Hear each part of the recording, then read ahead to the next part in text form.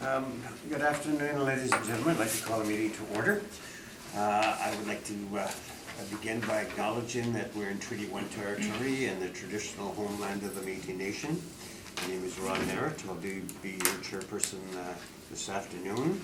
Introducing the panel members, Linda McFadden to my left, and to her left, Mr. Ed Sawatsky, and representing the city of Winnipeg, Mr. Wong from the Assessment Department. Our recording secretary is Katie Sutherland, and we'll be hearing applications for revision of the assessment roll according to the Municipal Assessment Act. The matters for which revision is requested is described in each application, and we'll limit those discussions to those matters. The statements that the applicant or the assessor make at this hearing are sworn testimony, and anybody speaking in this matter must be sworn in. Please be advised that comparisons of assessments of properties are not considered evidence of the market value by the board. The board is reported annually by City Council and is independent of it, along with the city administration. We make our decisions based on the evidence provided at the hearing and issue a written order that will be mailed out to all parties as soon as possible. Please note that the board's decision in respect to application may be appealed to the municipal board if the matter pertains to assessed value or classification, or the Court of Queen's Bench if the matter pertains to application for exemption from taxation. Should you wish to appeal, the information on how to do so will be included in the board's order. In respect to the hearing process, I will confirm the matters to be addressed with each applicant. Following the swearing in, we'll then have the assessor's testimony followed by questions that the other applicant may have, and then it'll be the applicant's testimony followed by questions. Each party will have the opportunity to summarize if they wish. Once all evidence about the application has been brought forward, the applicant may leave. The process will repeat for each item on the docket this afternoon.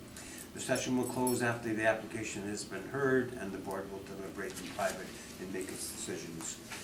You will receive the order by registered mail as soon as possible. As information, all public hearings are live stream recorded and will be part of the public record.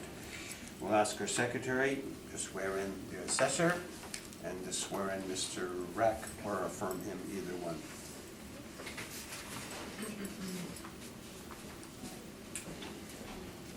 State your name. Ken Wong. Do you affirm that the evidence you're about to present is the truth, the whole truth, and nothing but the truth? Yes, ma'am. Okay. Please state your name. We're going to do Do you 2300 affirm that first. the evidence you're about to present is the truth, the whole That's truth, and Mr. nothing but the truth? I did 2300 first. Is that okay? Sure. It's last on the docket. Mr. Rack would like to deal with that, so we're going to accommodate him. So, the first property we're going to deal with is 2300 Ness Avenue. So, Mr. Wong, you can take us to this item number 7. So, whenever you're ready, Mr. Wong.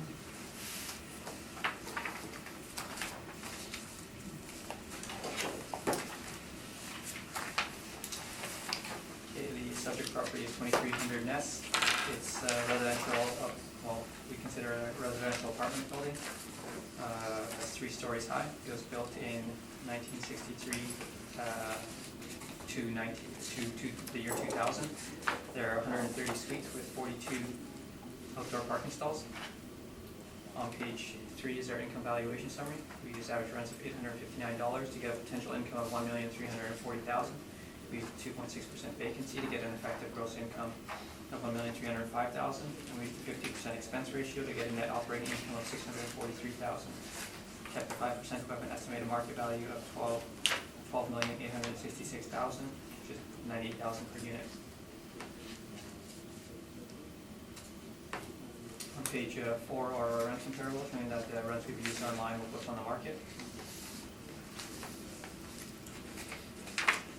Page 5 is information on how we derive our cap rates.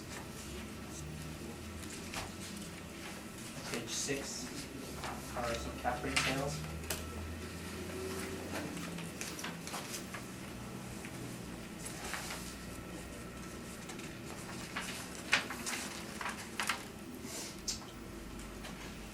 Page 7 are relevant excerpts from the Municipal Assessment Act.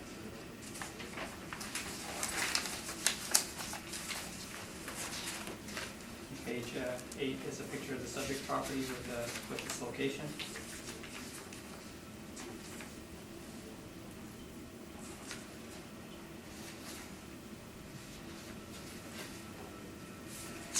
On page 9, some information from the owner's website, saying that it is a nonprofit and it includes services such as meals, housekeeping, and activities. Could I just, which property are we doing? 2,300. 2300 Ness? I thought we were gonna do 20 Valhalla first. Okay, I made the mistake. Okay. I thought you had said, No, that's all right, that's all right, is that okay? that's all right. You want to go to 20? Well, I'd rather do 20 first because the other ones are all the same kind of properties, they're all non-profit, where this one's like a private owned. Okay. Or we can put this one at the back. This one was at the back, it was last, Oh, sorry. but I guess Okay. We're more than accommodating, so you want to do 20 Valhalla. Correct, because that's just a regular parking lot. Okay, let's go to that one then. Sorry. That's okay. So that's the second one then? Yes. Okay. Just give us 1 second here. Just I have that additional handle I have to go through. Okay. Yeah. I had thought you had said yes. Oh, sorry. Doesn't matter. Mr. Wong, we're going to go to 20 Valhalla Drive, so whenever you're ready. okay. The subject property is 20 Valhalla Drive. The roll number is 040-019-33000. It's a residential apartment block that's 6 stories high. It was built in 1968, and it has 71 suites with 69 indoor parking stalls. On page 3 is our income valuation summary. We used average rents of $899 to get a potential income of $766,000. We used a 2.6% vacancy to get an effective gross income of $746,000. We used a 49% expense ratio to get a net operating income of $378,000. Capped at 5.3%, we have an estimated market value of $7,144,000, which is about $100,000 per unit. On page 4 are our rent comparables. It shows that the rents we've used are in line with what's on the market. At the bottom of the page 4 are some expense comparables. We have a range of 43 to 53% for normal expenses for this type of a building, which is in line with the 49% that the model has used. On page 5 is information on how we derived our cap rates. Our cap rates range from 4 to 7.3%, with the majority of them between 4.9 and 5.3%. On page 6 are some cap rate sales. If you look at the multifamily, we have some cap rates for some smaller units at around 4%, and for newer larger units, we're at 5%. And also on the bottom of the page, there's a cap rate for 500 footage, which is 4.07%. Just going over what on top of my page 6. The following is a sample of actual sales that took place during the reference period. The purpose for showing these individual capitalization rates is to illustrate the accuracy of the model and substantiate the model-derived capitalization rates. They're not meant to be comparable specific to the subject property. Net operating income has been developed through stabilizing owner-reported income and expense information. Capitalization rates have been derived by dividing the property's net operating income by its sale price.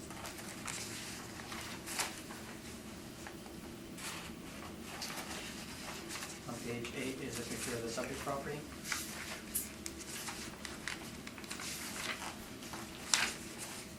Along with its location.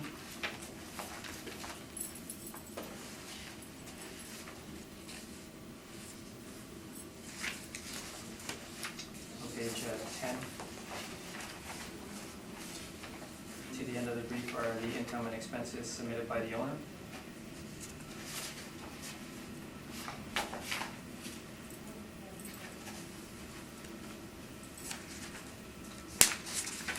It appears that their income at about $751,000 is close to what the model was estimated at $766,000.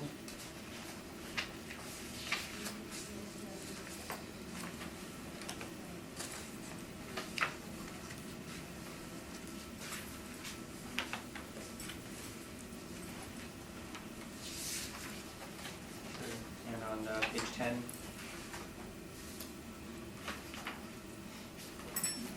their repair and maintenance is at $264,000. That's it's well over $3,000 per unit, which is really high for compared to normal repair and maintenance figures. So I'm not sure, but it appears that there is some capital expenditure in there.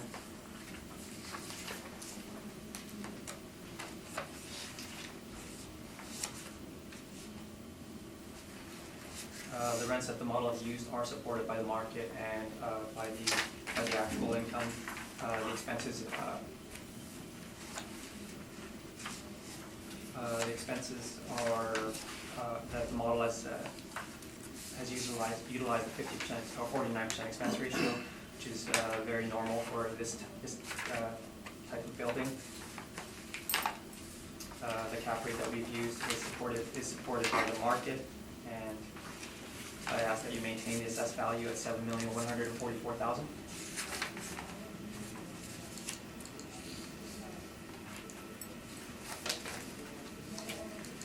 Thank you, Mr. Wong. Mr. Ruck, questions? First, I'd like to ask, Mr. Chairman, when would you like me to introduce rebuttal evidence on these comparables? When I give my presentation? I think Probably after questions? Yeah. After questions? Okay.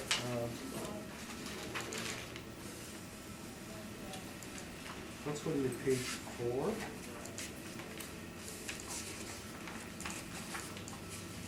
So it's shown here that expenses, some of your comparables, I'm looking at 2 in particular, Eric and Center.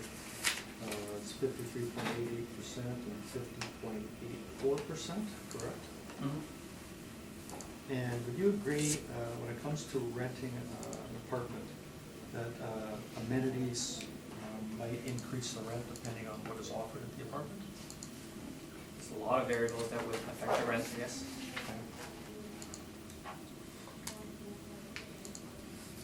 And on page 5, you're giving your cap rates, and you can see that it appears that the city's cap rates are lower than what you presented for Colliers, CBRE, and Cushman and Wakefield. They are different, yes. And could you turn to page 6, and you're showing 4 cap rates that are all under 5%. Would you agree that there was probably about 37 apartment block sales in 2016 and 27 apartment block sales in 2017? I don't understand the question. Pardon? I don't understand the question. The question, well, you're using, okay, I'll make it more specific. I see that the department is only showing 4 cap rates, Yeah. when actually between 2016 and 2017, there were 64 apartment block sales, and these all seem to be really low. Could you explain why the department is just using these extremely low cap rates? When We're just giving a sample of some of the cap rates that we have. There are cap rates that are in the 6% range, and our cap rates do range from 4 to 7.3. So there are cap rates that are higher than what we've presented, but these are just a sampling of some of the cap rates that we have. Okay. I think that's it for my questions, Mr. Chairman. Thank you. Just to be clear, the assessed value is 7,141,000, correct? Yep, Okay, you said 7,144? my apologies. Okay. I think that's all my questions, actually. Mr. Slawski? Have you viewed the site? I've not inspected the property. Do you know when the property was last inspected?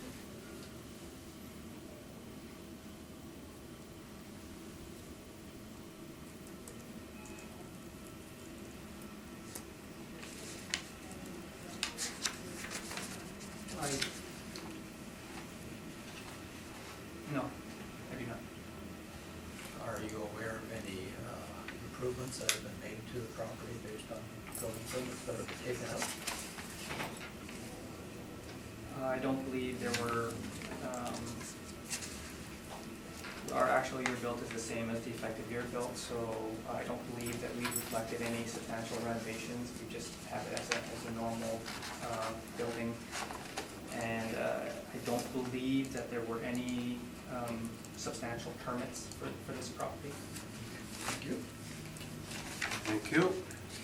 Mr. Wong, your picture on page 9, you said you haven't been to the property. I'm not. So where did you get this picture from? Is it on the website or something like that? This one is from Google Street View. I'm sorry, I should Okay. have indicated so. Okay. I'm just looking at the cap rates that you've submitted here. And it's, as Mr. Rack had said, there is 4 cap rates that are concluded. But, you know, I know you stated that there was more. However, so if you're looking at, you know, what you're presenting, it would almost look towards a probably a lower cap rate than probably the 5.3 that you're using.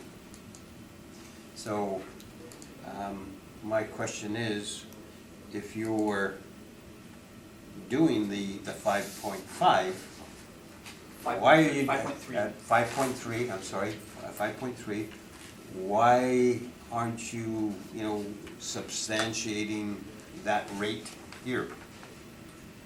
I guess the sales that we're showing here, they're just to substantiate the model. They're just to try to say that the model Yeah. is accurate. There definitely are cap rates that are 6%. And the majority of our cap rates, the majority cap rates that we use for the properties. I know exactly what you're doing, Yeah. but, you know, we only deal with the evidence that we have in front of us, so we Yeah. can't assume certain things. So, you know, if you're going to, you know, justify the 5.3, you should give us some sort of data, okay, or Yeah. some sort of evidence. So, I'm just, so you're saying this building that was built in 68, Yes. you've, on your page 4, you talked about expense ratios, and that's just based on the age of the building, is it not? It's based off of the.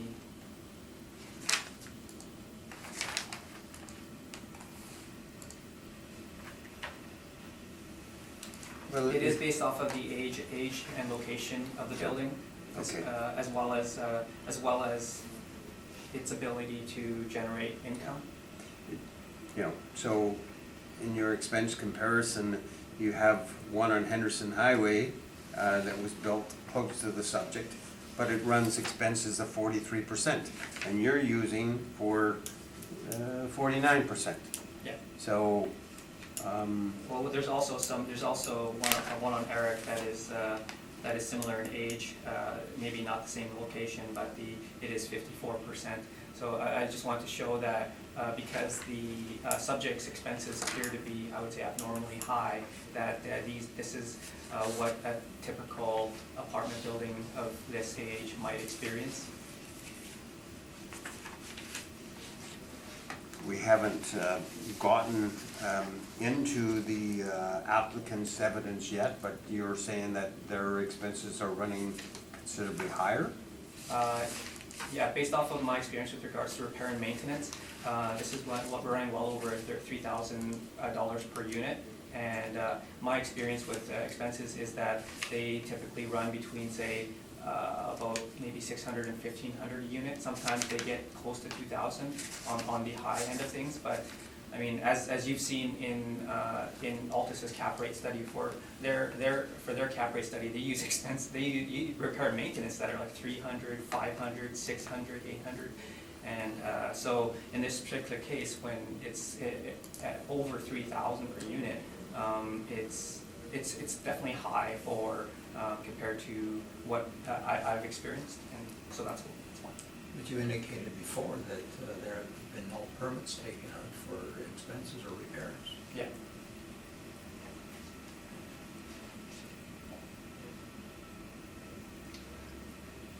I don't. Go ahead. So what you're telling us is that the expense rates you're showing here are really just to support the idea that your model has spit out a 49%. Yes, and the yeah. model is based on typical, so you're showing us that that's supported. Yeah. I have a question around the model. Does the model also generate the cap rate, or do you have input into the cap rate after you see everything else?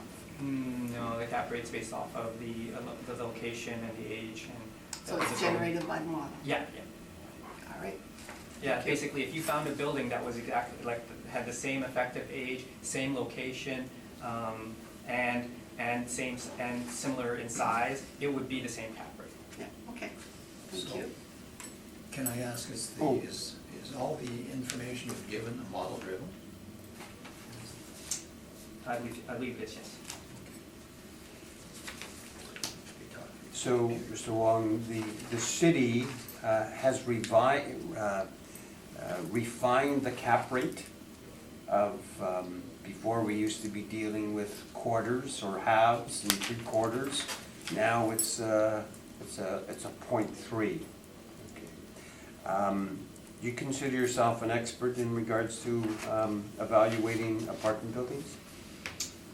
I have a reasonable amount of experience, and I believe that I have because I've seen sales, I've seen what they normally go for, I've seen the types of properties that they are, so I would say that I have a reasonable amount of experience with what apartments are valued at. So the majority of your work or assessing is on apartment buildings? All of it has. Okay, but the majority? I started in 2009, and I've been with the apartment groups for the whole time that I've been with the department. And you've done lots of apartment buildings? Okay. All right, Mr. Reck, the floor is yours, sir. Oh, one more question? Yep. On your comparables, would you agree that the best comparable you have would be number 4, which is 25 Valhalla Drive? This is actually opposite. What page is that on? Page 4. Page 4, yep. Yeah. So you have 4 comparables up there. Would you agree that the best comparable would be 25 Valhalla Drive? That's right across the street from the subject?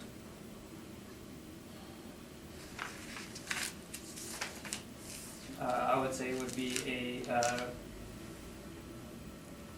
I would say that they're all good comparables with regards to the location. It is very close, practically right beside the subject. Well, it's across the street. Yeah. Yeah. Okay, that's it. When you say across the street, Mr. Reck, you mean down the street, not across the street? Right across.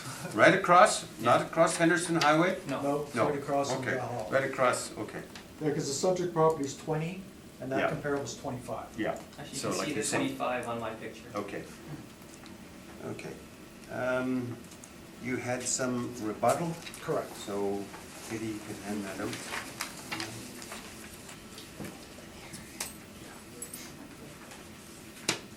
And as the assessor stated, that there hasn't been any major permits on the property, or as far as Thank you. work done on the You property. want that one? Okay. So as I asked the assessor whether or not amenities would increase the rent, I believe amenities do increase the rent. So the first comparable, he has a 1030 Brazier, and I spoke to the owner about this property because he owns 1060 Brazier, and he's been renovating that apartment block. And as you can see in the apartments, it states there, all suites have been completely renovated with brand new kitchens featuring full-size stainless steel appliances, including dishwasher, hardwood floors. So that building has been extensively renovated. So that would probably be a good indication as to why the rent is $34 more. If you look at 415 Edison at the bottom, the amenities include on-site convenience store, a games room, organized leisure activities, organized senior group. There's a recreation group, recreation room. They also supply a Safeway shuttle, a Sobe shuttle. And other features would include an indoor pool, indoor sauna. So that would be why I would say that the rent is $70 more at 415 Edison.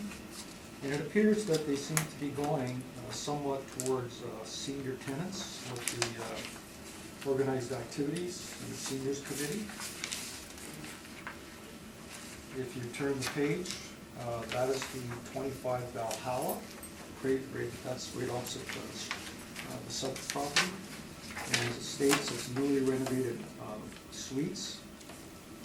And in that box below it, it states that the rent includes heat, water, electricity, and underground parking. The subject property has underground parking, and that parking is $40 per month. So if you take the assessor's rent for that on page 4, there's rent comparables. And basically it states the average is $904 per unit per month. So if you deducted $40 for the parking that's included, you'd be getting $864 per month for rent, which is below the subject property. And that would be the best comparable directly across the street. When it comes to comparisons, you can't get anything better than something right across the street. Just to maybe speak to that point with regards to the parking, our gross rents include parking, so if they're, actually, sorry, go ahead. Okay, I'll turn to my brief. In page 1, I've given the same information the assessor's given. If you turn to page 2, again, you'll see, basically, when the building Okay, is... Mr. Reck, we're just doing your rebuttal. Is this part of your rebuttal too? No, this is my Okay, brief. okay. Well, let's see whether there's any questions Okay. in regards to the rebuttal. Mr. Wong, questions in regards to the rebuttal material? I have no questions. Linda? I have no question. Ed? No questions. Okay. Mr. Reck, the floor is yours. Okay, we're back to my brief. Yes. Okay.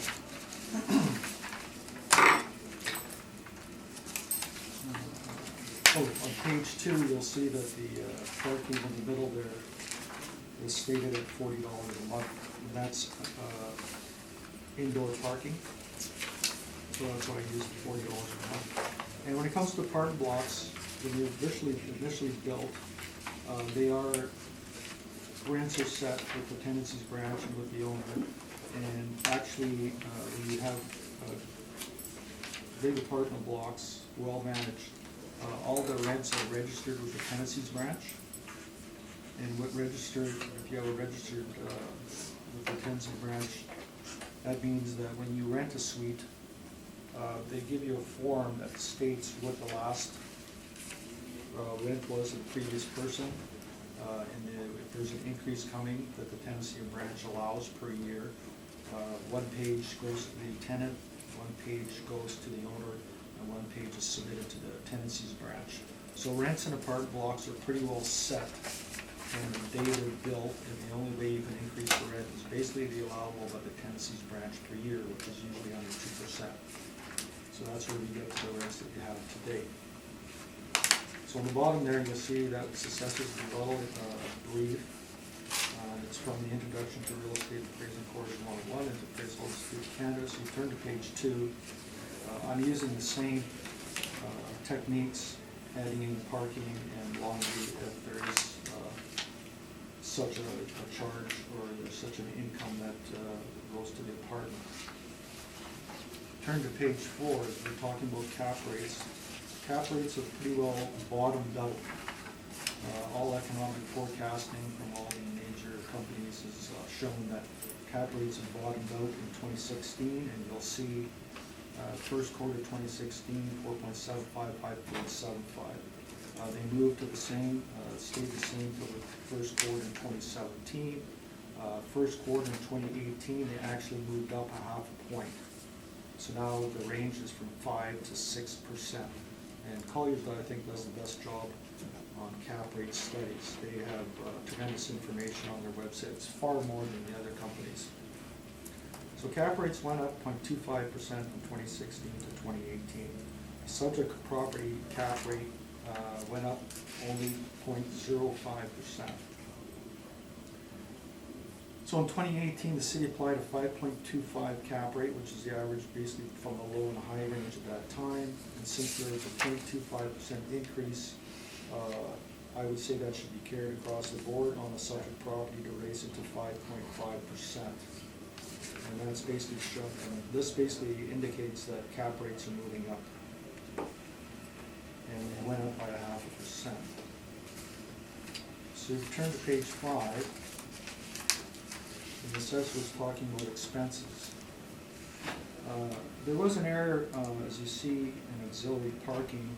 The amount I'm using is from the income expense mailer, which is correct, but I have 16 by 45 at 12. And it's supposed to be 69 by 40 by 12. In other words, 69 stalls by $40 per month times 12 months, and that $33,120 for the parking income is correct from the income expense mailer. If you go down through the actual operating expenses, the maintenance and repairs was $264,596. I didn't have all the information at the time that when I put this brief together, but in the meantime, I've gone to the owner and I've gotten printouts of all the major repairs that have been done to the building over the last 5 years, and I have deducted basically $133,861, which I consider capital costs on the building from basically doing a lot of repairs to apart from the units when people move.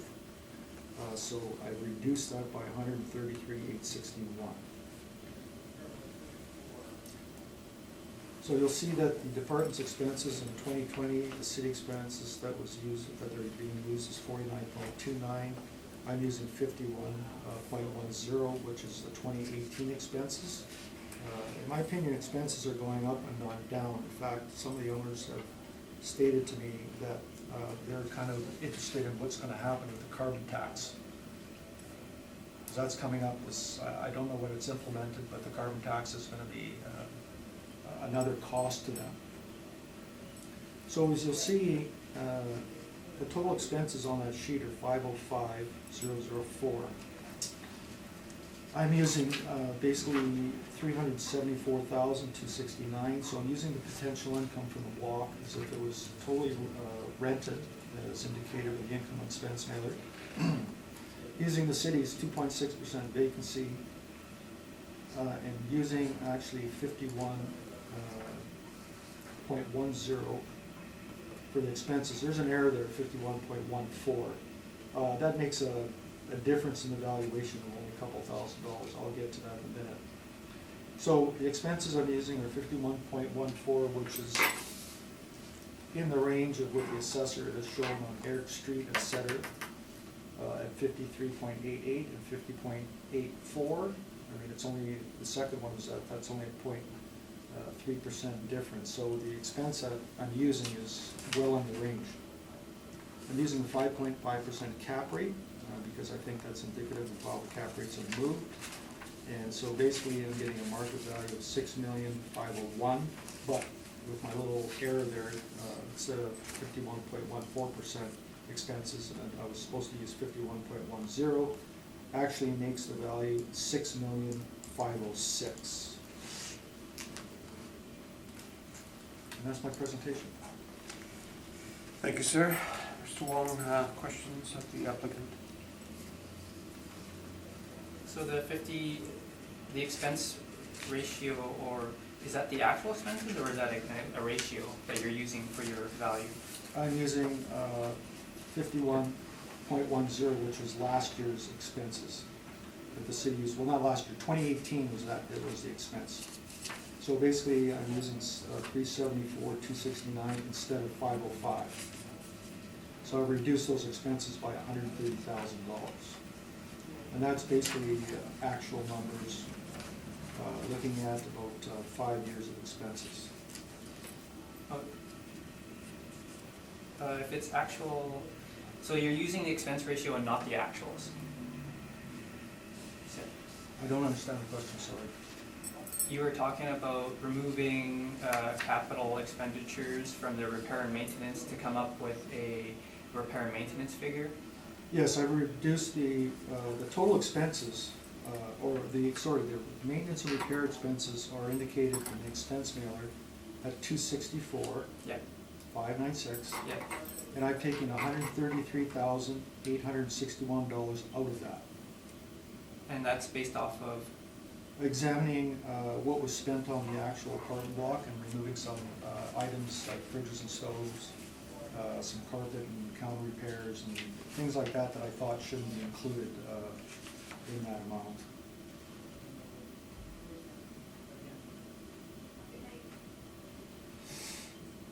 So then total expenses, instead of being $505,000, are now $374,000, which is roughly $130,000. Well, it's $133,861 difference.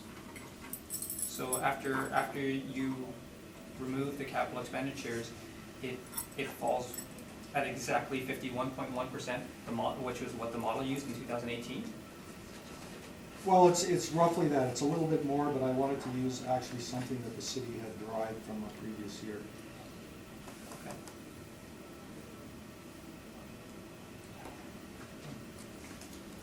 Why would you just not use the actuals?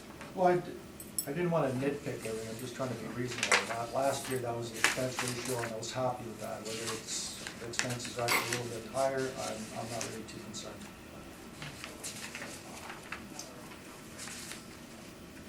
It was close enough.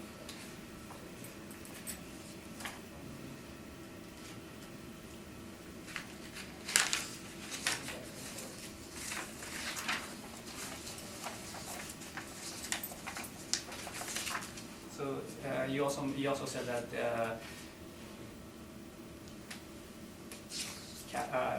organizations were indicating that the cap rates were kind of either flattened out or going up. Well, as shown by page 4, cap rates had pretty well bottomed out on, and this goes for all properties.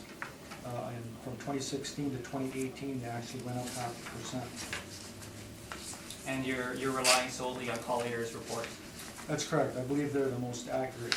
The other ones actually don't give that type of information on a quarterly basis.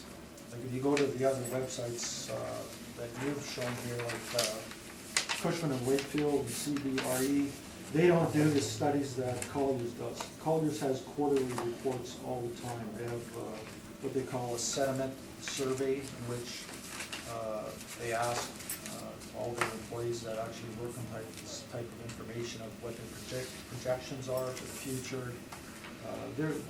They've got a lot of information on their website. I believe they're the most accurate. Okay. Because their cap rates are established in-house. I know Mr. Neufeld works on cap rates here in the city. So when they publish stuff from Winnipeg, it's first-hand knowledge. I mean, if you look at companies like Cushman and Wakefield and CBRE, they don't do, there's nobody here in Winnipeg that actually does those studies. That's all comes out of Toronto. And are you aware that, I guess, the department's cap rates are based off of sales in the city of Winnipeg? Well, when you look at your sales are, you've only given 5 sales, and all 4 sales are all really low.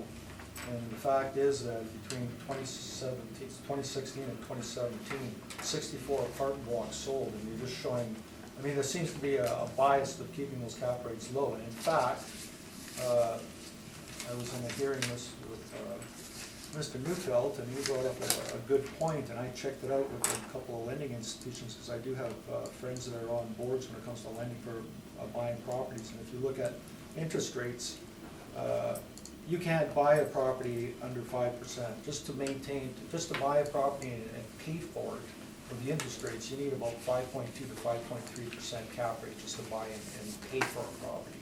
So I would like to see the information on those low cap rates. Unless it's some big firm that's buying them that has to pull to get a lower cap rate. For example, that 2900 Pembina Highway has a 30-year mortgage of 7.2%. So cap rates all depend on how well you can finance something and what your pull is. How much influence you have on that lender to get a lower cap rate.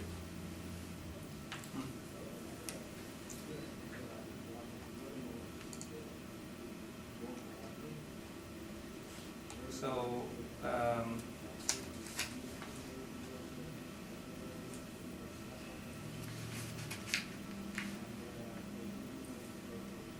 so I guess in your valuation, you're using the income from the property, Correct. and you're using the vacancy from the assessment and taxation department, Correct. and you're using the expenses from a 2018 ratio, Correct. and you're using a Collier's cap rate study. Correct.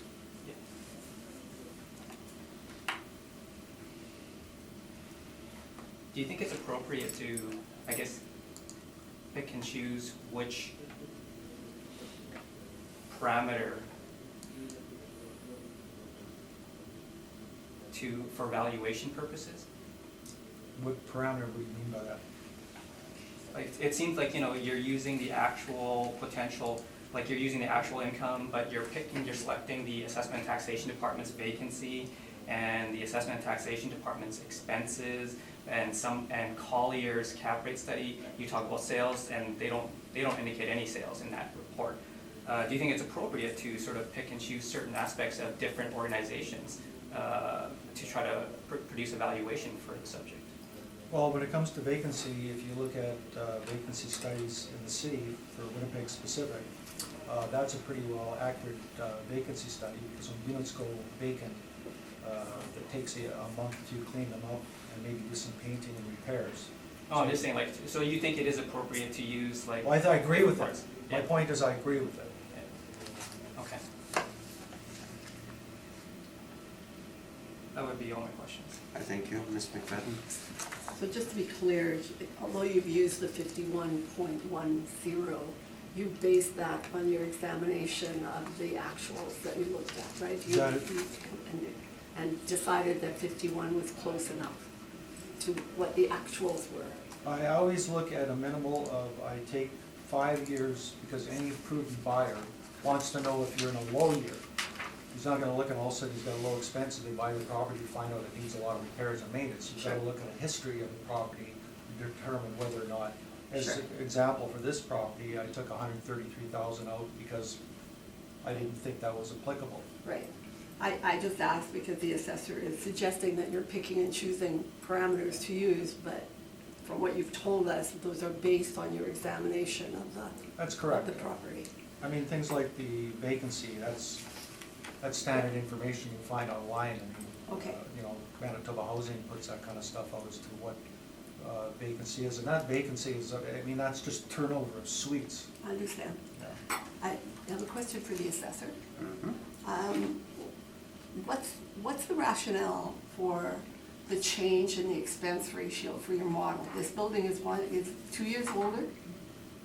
Nothing's been done to change anything. Why would the model suddenly be taking a lower expense rate 2 years later?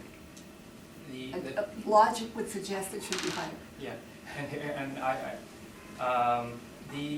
we accumulate, I would say, a large amount of data, income and expense data, from the property owners. So the expenses that are for 2020 are based off of newer expenses, and so, or sort of different income statements. I would not expect them to be the same. It's just because the data is different, and so the chances of it being exactly the same is, I would say, low. In this case, it's about 2%. It's about 2% different, but it's because the data used to establish the expense ratio in 2020 is different from the data that was used to establish the expense ratio in 2018. So that would be why. So if we were looking at this from a statistical point of view, it actually would be within the margin of error for them to be exactly the same. I would say it's almost identical. But that's why they're different, is because Understood. it's based Okay. off of different set of data. Understood, okay, thank you. That's all my I questions. thank you. Mr. Sawatsky? Yes, Mr. Rack, so the value you're putting on this property is $6,506,000, not 501, is that correct? It's correct. Okay. Just wanted to be sure. Thank you, that's all. Summation, either party? Mr. Wong? Actually, sorry, I just had a question to ask. Like, he was talking about. Go ahead. He was just talking about, you reviewed the expenses. Are you providing that today right now? No. Okay, so it's just based off of your review of something that wasn't necessarily submitted to the department? It's based on information that was sent to the department, but I go through them. Like, I actually get the printouts of every dollar they spend. Yeah, I'm just saying, like, it's different than what was submitted to the department. That's correct. Okay, that's all I want to know. Okay. No summation. Okay. Mr. Rack? The only summation I would say is that based on assessor's best comparable, which is lower than what than the actual amount I'm using per unit for this apartment block, pretty well, I think, it's a good estimate of value as far as what the subject property is receiving for rent. And that's all. All right. Is it okay if we go according to the docket now? Yes. Okay. Okay. We'll go to 2900 Pembina Highway. Unit or item number 1 for our panel members. All right.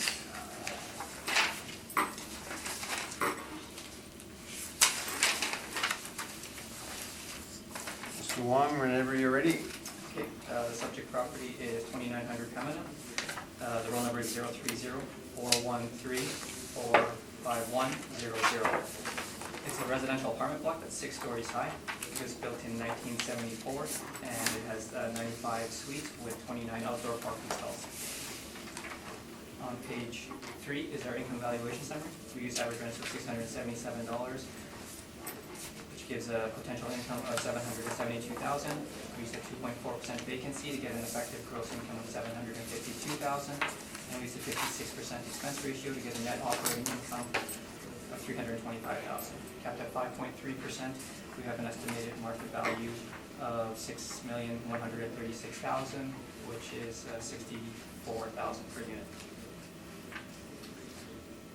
On page 4 are our rent comparables, showing that the rents we've used are in line with what's in the market. On the bottom of page 4 are some examples of expenses that a typical apartment might incur, which is from 43 to 53%. On page 5 is information on how we derived our cap rates.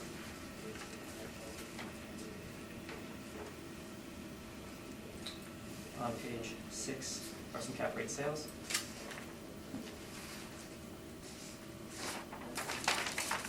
On page 8 is a picture of the subject property.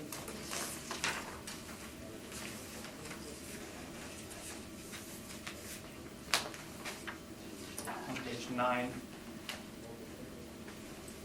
are the income and expenses submitted by the owner.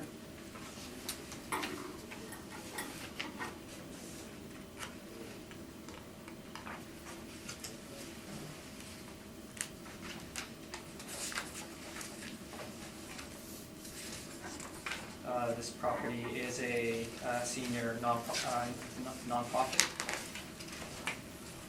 So the income and expenses submitted by the owner are not representative of the market. So on page 15,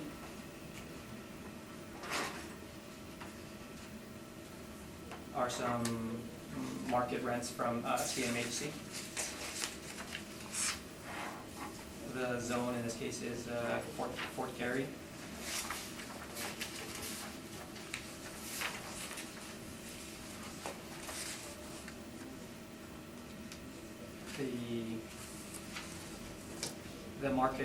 The CMHC market rent for a bachelor in Fort Garry is $770.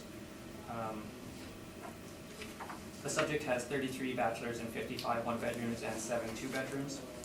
So the market rent for a bachelor is about $770 according to CMHC, and for a one-bedroom is about $975, and for two bedrooms is about $1,166. The rent that we've applied, that the model has applied, $677. So it definitely has applied a rate that is at the low end of the range for market to reflect the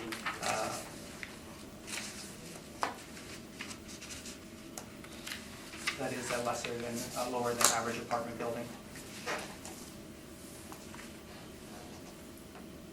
And on my last page, there's a permit that was for some interior alterations back in 2004.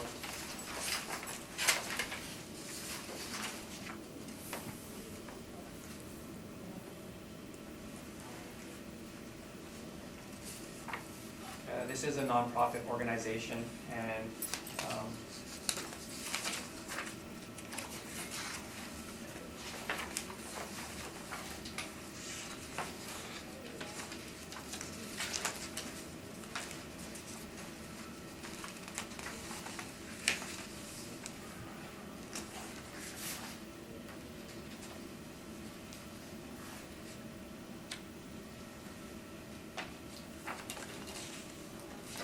if you were to try to, like a nonprofit would operate very differently from a market value apartment building, and so if you were to use the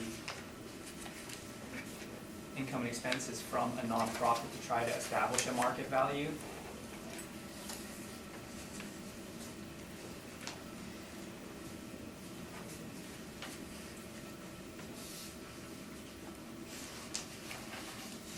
if you were to try to use the income and expenses from a nonprofit to try to establish a market value, because they operate so differently from a market value apartment, it's going to lead to an inaccurate value. Like what we've done in this particular case is we've reflected this building as a lower than average apartment building. The rents that we've applied are at the very, very low end of the range in terms of market. So we feel it's fair, and we've applied a market level of expenses and cap rate.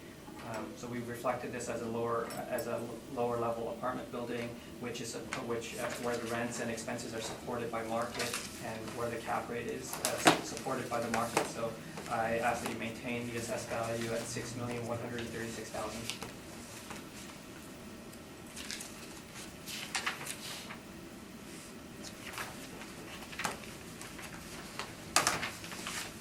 Thank you, Mr. Wong. Mr. Rack, questions of the assessor? Yes. The subject property is an institutional property, correct? Yes. And you're using, as you just mentioned, that there are nonprofit buildings operate totally different than a private apartment block, but you feel they're worth the same. If you had the identical two properties, one nonprofit and one that is a nonprofit, you feel they should be both worth the same value, correct? Sorry, repeat the question, please. Well, you're using private rental rates on an institutional nonprofit apartment block. So if you had two apartment blocks that were identical, and one was nonprofit, institutional, and one was a private, you're saying they should be worth the same value? If that market apartment building was a well below average apartment building, yes. Okay. And on page 4 of your comparables, you do have one comparable that is actually below the subject property rent, correct? Pardon me? On page 4 of your rent comparables, Yep. you do have number 3 is actually below the subject property, which is assessed to that, correct? Yep. Those are all my questions. Also, I guess make note of it that those are all bachelors as compared to a lot of one bedrooms for the subject, so something to keep in mind. So what you're saying is that because there's a lot of batches, that will influence the actual mathematical calculation of an average? Well, if there were Well, one that bedrooms. makes sense, correct? Yeah. If there were one bedrooms, it would probably, the rent would probably be higher. Yeah, I agree. Okay, Ms. McFadden, questions of the assessor? No, I don't have any questions. Please, Mr. Sawatsky? In relation to your comparables, and looking at the map, I notice, am I wrong in saying that you have not identified on the map where the comparables are relative to your property? No. The location, the map is just for the location of the subject property. It would be useful if we had a map showing where the comparables were. I know you've got the address, but Yeah, yeah. In other submissions, we received a map with the location of all the comparables as well. Yeah. I guess unfortunately in this case, I don't provide where the comparable locations are. Again, the question is this entire analysis on page 2 model-driven? Yes. You've made also changes from the model that was generated? I don't believe so. Like I can't say for sure. Actually, you know what the answer is? I can't say for sure, but it appears to be modeled. Yeah, but when the model comes out, Yeah. do you not look at it and question whether it's reasonable or not? Well, the thing is, like when the model has to meet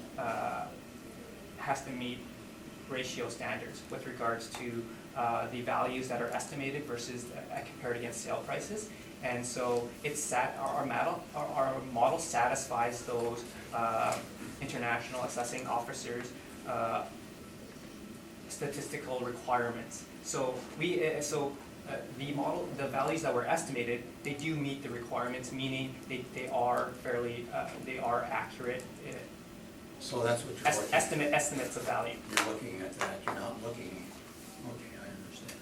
Yeah, no, that's okay. That's from the model part of it. If we do view something and like we don't review every property, but if we do get a chance to review properties, we do try to make sure that they are reflective of market value. And in this particular instance, like we have this property at approximately $65,000 per unit.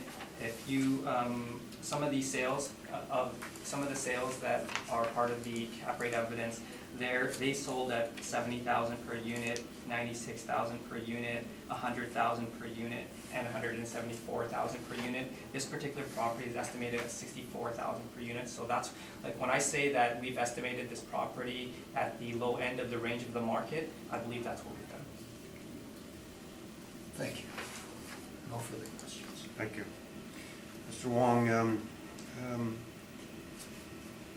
how does the department, or how would you look at an apartment building, and one of them is a non-profit and the other one is a viable operation? So How would you, is there a difference between probably the two, or I guess it just depends on the purpose.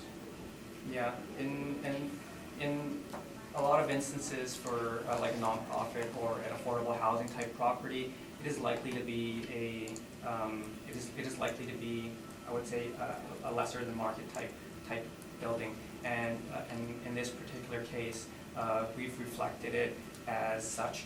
Like if you were to look at this as a regular apartment building, the value would be substantially higher than $6 million. Like if it, because like normally for this type of a building, units normally go for approximately 100,000 per unit. And so if it was to be a straight up, not nonprofit, just a regular market apartment building, it would probably be at least or right at around that range, about 100,000 per unit, which would put it at maybe about $9.5 million. But it's not the case in terms of in this case. Like we've reflected it to be at the very low end of the market range. So does the department and the model characterize it as a non-profit unit? No, we just characterize it as a apartment that performs lower than average.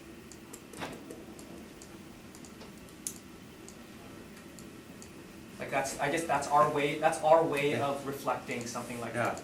but there should almost be a distinction between the two. We don't have that distinction with regards to different types of life leases or Manitoba housing. The only sort of distinction that we might have is that these types of properties are reflected as below average apartment buildings. So I think it's considered. Sorry, No, Are that's you fine. finished? No, I'm. you're not suggesting that the rents are subsidized in this case? No, we're just saying, with regards to the model or with regards to their actual rents? Well, you're using what you're saying is a market rent because you're suggesting they're getting lower than market rents. We're suggesting market rents that are at the low end of the market range. As opposed to what they're really getting.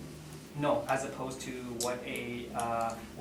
like if this is the range for market rents, we've reflected it at the lower end of the I range. understand that. If we were to reflect it as a regular apartment buildings, the rents would probably be here in the middle, and a normal one bedroom in the St. Vital area is probably $850. And we've reflected it at $677. But the actual rents are quite a bit lower. The actual rents are from, they're from a non-profit organization, and like we're trying to establish a market value. If we were to try to establish a market value using non-profit numbers, it would lead to an inaccurate value. Thank you. The reason why we bring that up, because the balance of the properties are in that category. They are non-profit units. Okay. But can I make a comment? Yeah. Even though the rest of the units are non-profit, some of the 55 plus living, they actually are almost at market. Okay. It's not, it's the subsidized, which is subsidized would be the assisted living buildings. Or like this building is actually quite a little below market, but you'll see in some of the other Citywide properties that they're almost at market because they were built for 55 plus, and they weren't really built to have low rents. But the government does give grants to help build that building to begin with. But the rents can be quite close to actually what a market rent is. They're not far off, but not in this case. So Mr. Wong, this property for the previous assessment is at the municipal board? Yes, And who took it to the municipal board? I believe it was the applicant, Okay. because the value was confirmed, and so I'm assuming it was the applicant. All right. Mr. Rack, the floor is yours. Thank you. I just have one question. You had said that you were using, when you evaluated this, you do it to a certain type of standards. Were you referring to USPAP standards? IAAO. which uses UPAP standards. If you say so, I'll take your word for it, I don't know. Yeah, that's the United Standards of Appraisal Practice kind of, that's what most appraisers go Canadian by. uniform. Uniform standards, I have it in my brief here, I'll get to it, but anyway. Okay, thank you, Mr. Chairman, I'll get to my brief. Just a comment, as we see, as this building has a 56.86% expense ratio, and it was built in 1974. The property we just did at Valhalla was built in 68, and they had a 49.29% cap rate, which is confusing. But anyways, I'll get to my first presentation. Or expenses. Yeah, it's a newer building. I would say Pembina Highway and North Kelowna is probably the same type of area. But before I start, I'd like to go to the handout I've provided, which deals with the properties coming out. So basically, this is a handout that has about a few articles on how appraisers and assessors are evaluating nonprofit housing in the U.S. We use the same appraisal techniques and guidelines as we do in Canada, following the USPAP rules and uniform standards of professional appraisal practice.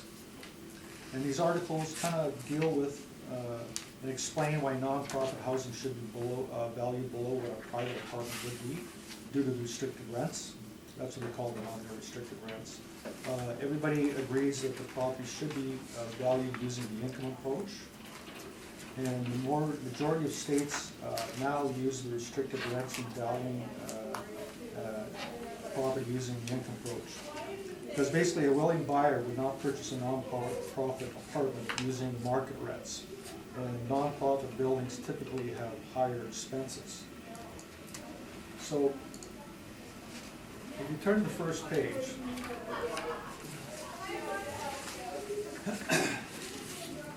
this is an article that's basically talking about how to value low-income housing using tax credits. In the States, properties are subsidized in order to be built by using tax credits, which the Revenue Department gives back to the developer. Here we actually get grants from the government to build these buildings. Otherwise, the buildings would never be built. And actually, these buildings, nonprofit buildings we're going to go into shortly, none of them can sell privately. The only way they can sell that building is to another nonprofit organization. That's the law.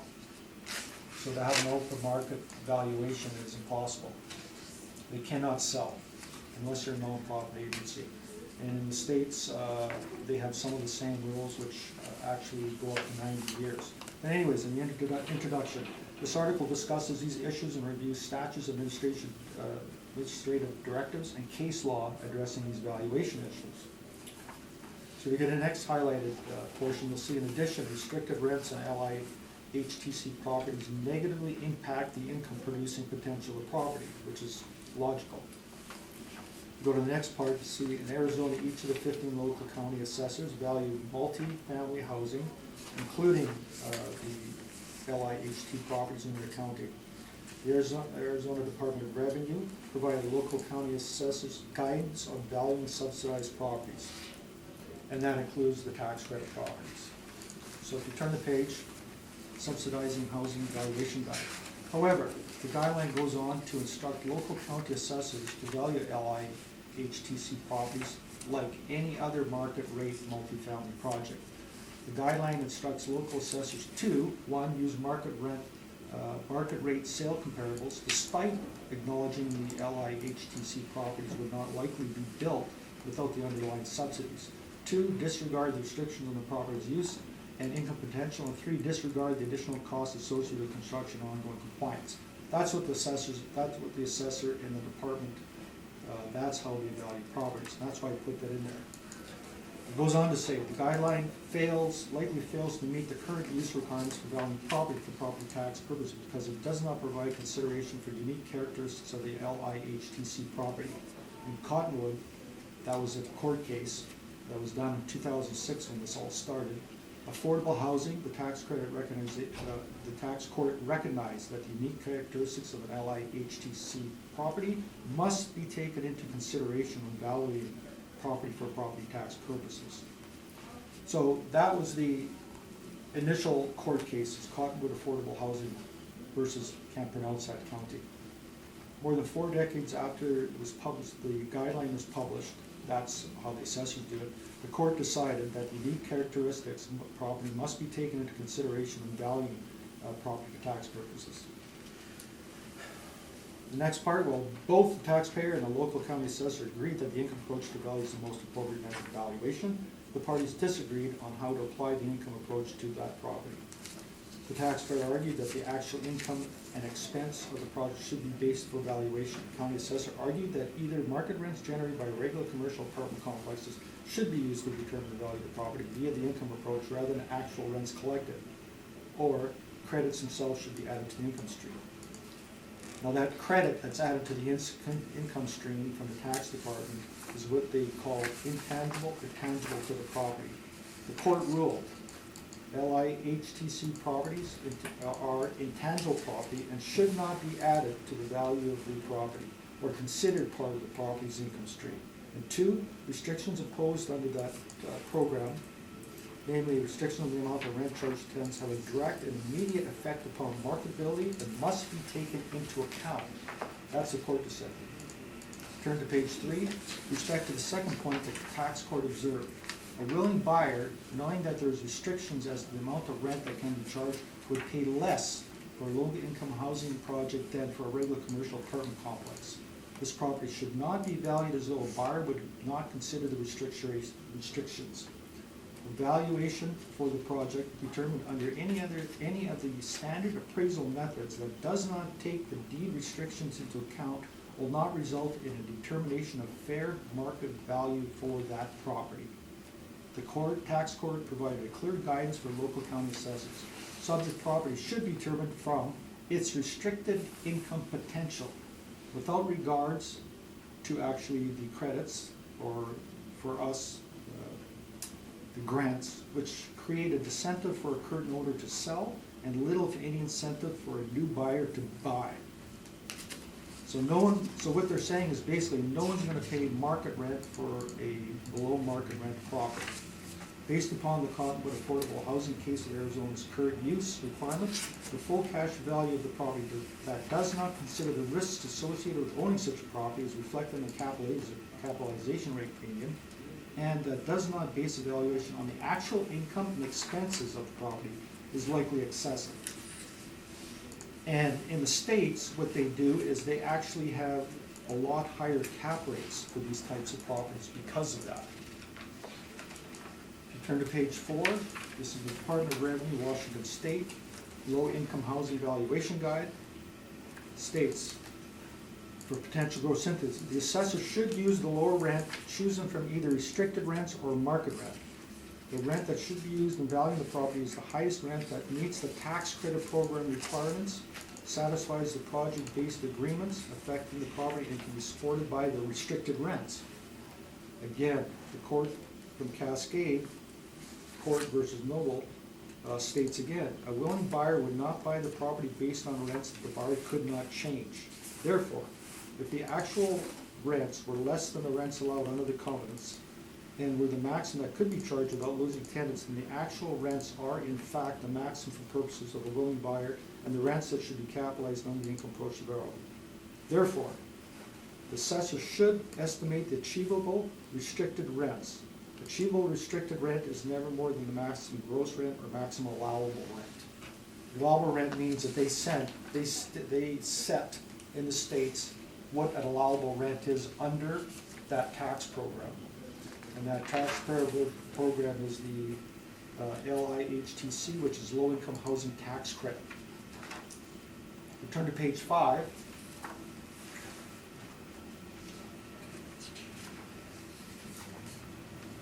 And this is a guide to appraisal reports. At the bottom, it says the last value technique, because they talked about the sales comparison approach, which can't be used since none of these properties sell. They don't rely on the appreciated cost, but they rely on the income approach. So this is a part about the income approach. The last valuation technique is the income approach. This technique defines value as the stream of income that property owner receives over a period of time. This is particularly useful in appraising supportive housing since it recognizes the restricted rents on rental property due to below market rents and the low incomes of the tenants. So we turn to page 6. This is an article that basically dealt with what was happening in the States. This is from 2016. So in the first part that's highlighted, it says the last 10 years have brought significant clarification in many jurisdictions. At least 32 states have established some statewide guidance to taxpayers on the LIHTC valuation, with 17 states passing legislation and 9 state courts issuing decisions clarifying some aspects of the law related to the methodology used to value these assets. And again, income capitalization approach. So if you go to the bottom there, a clear consensus among jurisdictions has emerged that the property's restricted rents should be used. Currently, 30 jurisdictions, meaning 30 states, mandate the use of restricted rents amounts in evaluating these types of properties. Turn to page 7. That's the main revenue services. Introduction for the Joint Standing Committee on Taxation. This report is to review the factors that should be considered in municipal assessors when determining the just value of property acquired, rehabilitated or constructed pertinent to the federal laws related to affordable housing or low-income persons, and to present a report describing the results of its review.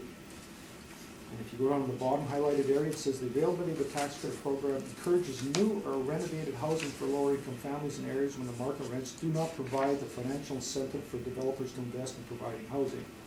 In other words, no one is going to build low income housing without these tax credits. Turn to page 8, use of restricted rents. The majority of the assessors have we contacted have concluded the proper approach to valuation of affordable housing is the use of restricted rents in the application of the income approach. The primary reason given for the use of restricted rents instead of market rent is the effect that the long-term enforceable deed restrictions have on limiting the income generating ability of the property. Recent MSHR approved projects, the recorded restrictions exist for 90 years. And for the property we have in Winnipeg, that restriction basically goes on forever because the properties can't be sold in the open market. The only person that can buy the property is another nonprofit agency. So you can't sell the property. Another issue, affordable housing owners generally report significant higher expenses for their operations than do owners of other housing projects. Affordable housing is generally characterized as requiring higher expenses. Why? Because there's more when you've got affordable housing, especially the assisted living projects. They have higher expenses because they could have kitchens. They would have more people on staff 24 hours a day, especially with assisted living. They have higher expenses because they have larger common area spaces. And that results in higher expenses for the property. So if you turn to page 9, state court decisions. 18 states have court decisions specifically addressing the LIHTC issues. They are, and they're listed, not all 18. Use of restricted rent in determining value. With respect to the issue of whether a property's restricted rent must be considered as a factor in determining the fair market value of the property, the majority of courts have found that restricted rent should be used in determination of market value. Page 10. O'Connor property tax experts. The Oregon Supreme Court ruled that the assessed value for LIHT projects should be less than the assessed value for market rent projects, since the rent at LIHTC projects is less than market rent and the rents restrict the market. Below that, we have the Sacramento State Board of Equalization in California. Again, guidelines for assessing properties, low-income housing. Annual income to be capitalized. Newly acted in section 402.95 provides that the assessors must exclude from the income any benefits from the federal and state low-income housing tax credits. According to the property tax rule 8C, the income to be capitalized is the net return which for the tax credit program is the restricted maximum gross rent plus any additional property-derived income. And that would be from income from vending machines, that might be for laundry, and probably parking. Turn to page 11. Affordable housing appraisal guide, the state of Kansas. Kansas and ad valorem appraisals are administered by Kansas State PBD directives.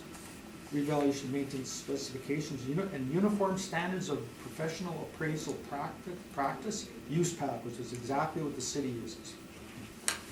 Potential gross income, the scheduled rent is the total rent a property will produce if all units are fully leased at the established subsidized rental rates. Connecticut Housing Finance Authority, August 2016.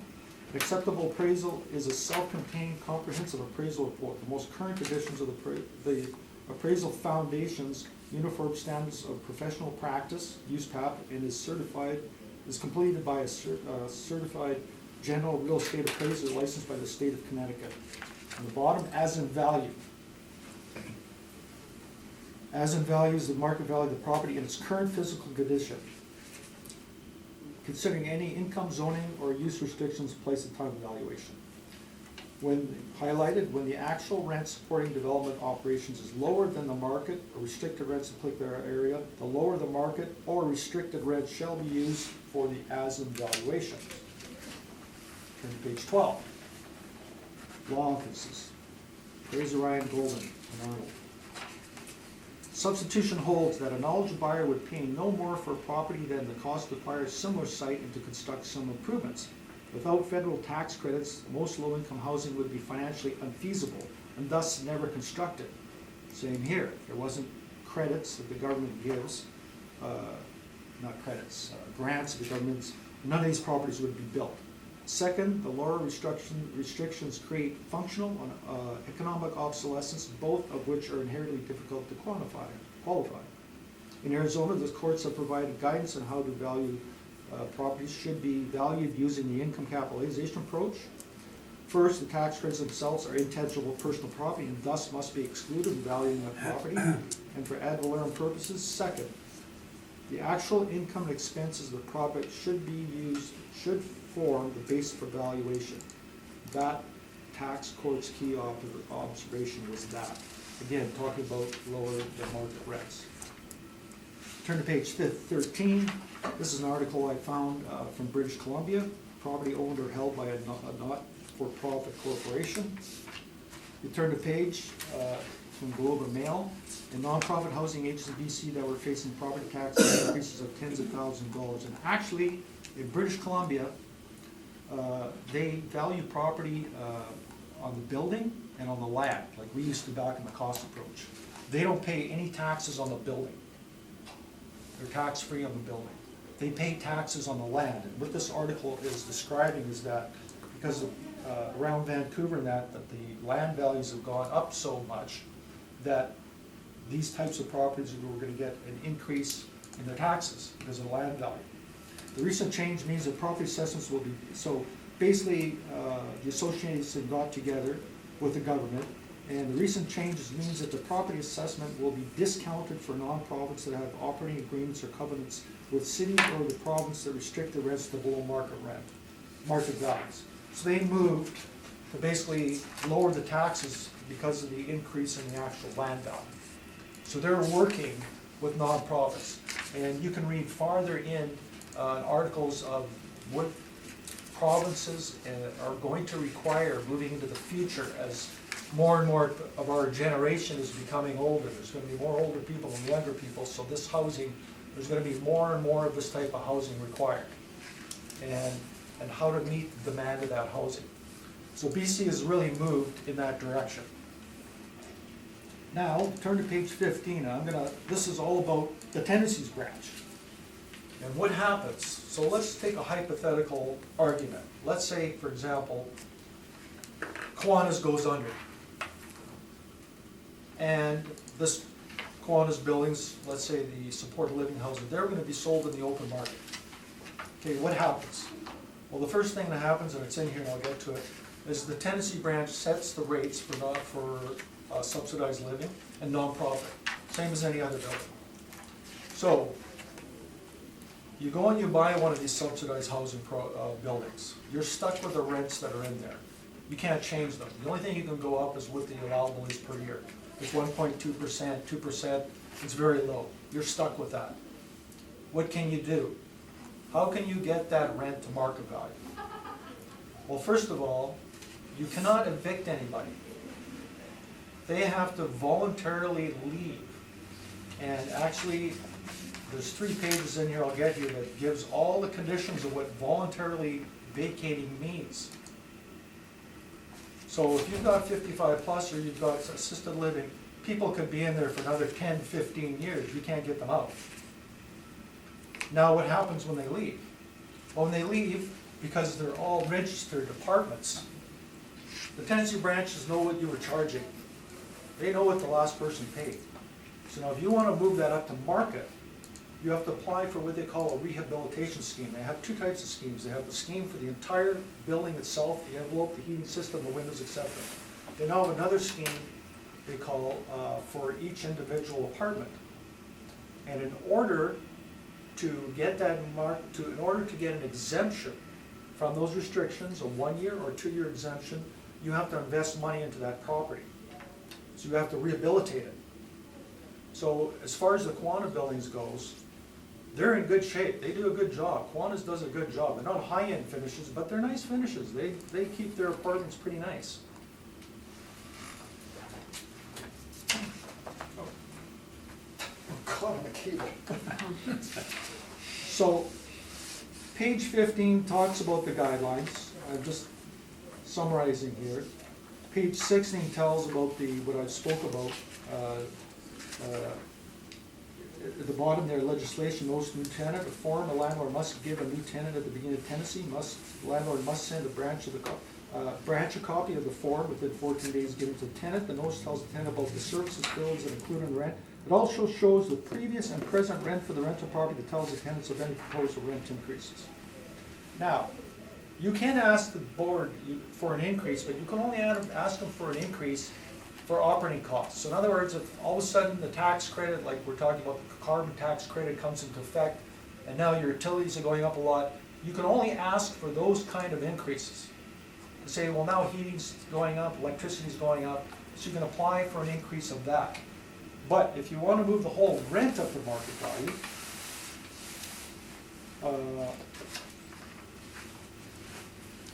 go to page 18, because this is what you have to do. Page 18 is application for rehabilitation scheme. So as I stated, the Kiwanis buildings are in good shape. They're not marble countertops, they're not stainless steel appliances, etc., but they're in nice shape. So you buy this building. You got not bad units. For the purposes of the subsection, a rehabilitation scheme that relates to the specific unit or residential complex must provide for major improvements in the unit in accordance with the rehabilitation standards established by the director, include at least 4 of the followings. That's page 18. So you've got a nice suite. You've got to do 4 of the followings. You've got to rip OK kitchen cabinets out and replace them. You've got to rip OK countertops and sink and replace them. And what if it just so happens that 2 years ago you replaced the fridge and the stove? And you just bought this place. So you have to replace 75% of the appliances, so you're pretty well replacing everything. At least 75% of the flooring. Well, what if a couple of years ago, you just replaced the flooring? At least 75% of all the windows and patio doors, or electrical wire. 12.12, a landlord of the residential complex that has 4 more rental units may apply to the director for an order approving a rehabilitation scheme relating to a unit only if the units become or will be voluntarily vacated by the tenant in accordance with subsection. So 55 plus, you might have someone that's moved in there that's 55 years old, and he's there for another 20 years. So you're stuck with that restricted rent for 20 years until that person leaves, or 15 years, or 10 years. Doesn't make any sense to buy one of these buildings if you could. You might as well pay the same price and just buy a non-restricted private building. Doesn't make any sense at all. So page 19 talks about termination for reasons. I mean, most old people don't party and make noise and stuff, so they're gonna be probably, you know, abiding to all the rules, and they're gonna be there. So page 20, when approving, at the bottom, when approving a rehabilitation scheme for a specific unit, the director shall determine the period of exemption from part 9 of the act allowed under the clause. By calculating the total of the landlord's expenditures relating to the rehabilitation scheme, excluding the applicable fees to the director. So page 21, by determining the length of the exemption period as follows. So if you want a 1-year exemption, you gotta spend $5,000 to basically, we'll say $8,000. If you want a 2-year exemption, you gotta spend $8,000 or more. So you're gonna buy this block, pay full market value, cupboards are okay, fridge and stove's okay, now you're gonna be throwing all that stuff in the garbage and spending the money to rehabilitate it. And I can guarantee you, when we're talking about 20 Valhalla, the owner that I said owned a place on Brazier, he did that. He spent a lot of money in every unit. He spent about $10,000 to $12,000 in every unit. He replaced the windows, replaced the patio door, replaced all the old carpets and stuff to move it up to market. On that building alone, I remember he spent like almost $2 million in that unit. I don't remember how many units are there, but he told me it was going to take him a long time to make his money back on that. In fact, he even made the comment to me that probably his kids will make the money on it. So, at the bottom, subject to the maximum yearly limit set out in the section 1, the director may in any calendar year exempt up to 10% of the rental units in the residential complex, rounded down to the nearest whole number. Now, here's another thing. So now if you've got a 100-unit apartment block, you can only do 10%. They'll only allow you to do 10 units, so if 10 people moved out that year, you're okay. What if 20 people moved out? Well, now I gotta rent those other 10 units at the below market rents, and you gotta wait for them now to leave. So it's not an easy process. That's why people don't do it, even if they could. I remember a friend of mine told me a story. He was an appraiser, and you'd all know him because he worked at the assessment department. He was telling me a story he read. He was going to give it to me. He never did. It was about a company, a bunch of investors in New York. They decided, we're going to be like Trump. We're going to get in there. We're going to buy a low-income housing. We're going to kick everybody up, and we're going to jack everything up to market rent. Didn't work. They lost their shirt in the whole idea. The whole thing fell apart because they have the same kind of restrictions. You can't just kick people out. You've got to keep them in there until they voluntarily leave. So that's what you're up against if you were to buy one of these properties, if it could be sold. So the moral of the story is, no one is going to pay market value for non-profit housing that has below market rents. Doesn't make any sense. Why would you put yourself to that headache of doing that? You might as well just buy the block that has no restrictions. It's exactly like the one you want. And the other thing you have to remember is a lot of these buildings don't have enough parking. They have minimal parking. So if you're buying one of these buildings, if you could, now you've got to invest in a parking lot. Because I mean, some of these units have, let's say, 95 units, there's 31 stalls. Because most of the people who rent can't afford a car. So you buy it to make it private, well now you've got to invest in a parking lot. Not only do you got to invest in a parking lot, you got to put fencing in for the plugs, you got to upgrade the electrical to get it to the building, you got to upgrade the electrical in the building to accept all that. So it's basically the bottom line, it's not going to happen. So you have to use restricted rents. And after all that, we'll go to my presentation. Unless anybody has any questions about this. I do have a question. With assisted living units, would you say it's not also true, or it is true, that many of the units are smaller in terms of square footage,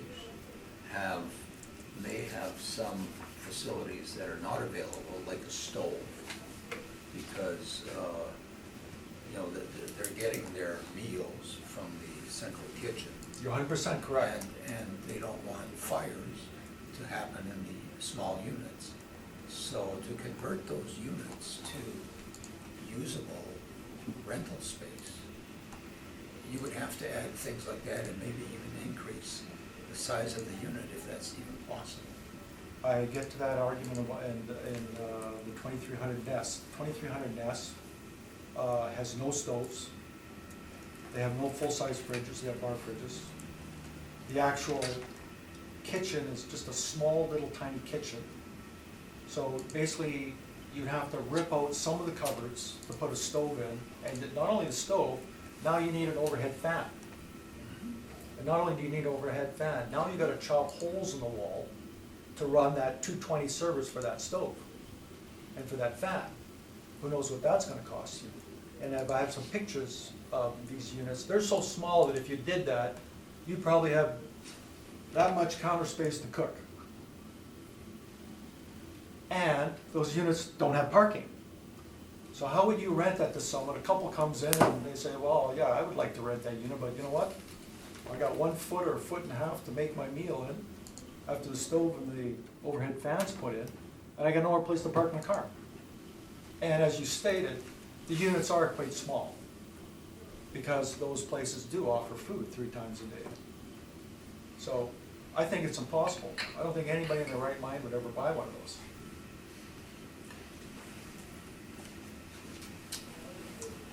No further questions? And, yeah, No. no, Mr. Wong? Oh, I guess maybe before we go on to the properties, we can, I guess you were making reference to use PAP. Correct? Wouldn't I guess our standards be QSPAP? No, you guys, when I was at the department, I was there for 25 years, we did everything to meet top standards. Okay, so that's based off of what you know. Yes, and there's that IAAO, that's just an organization, Yeah. but standard, USPAP is actually standard practices and methods that appraisers use. And that is a uniform standard of practices. I actually took USPAP courses when I was at the city. We had them come in and it was at one of the conferences and that, to use uniform standard practices for appraisal. Yeah, so I think, as far as I know, it's Canadian Uniform Standards Practice, or I guess for professional appraisal practice. And so I'm not sure if they're the same thing, but this one references USPAP, and I think it might be CHUSPAP, like Canadian Uniform Standards. Never heard of that. Anyways, Okay, yeah. So like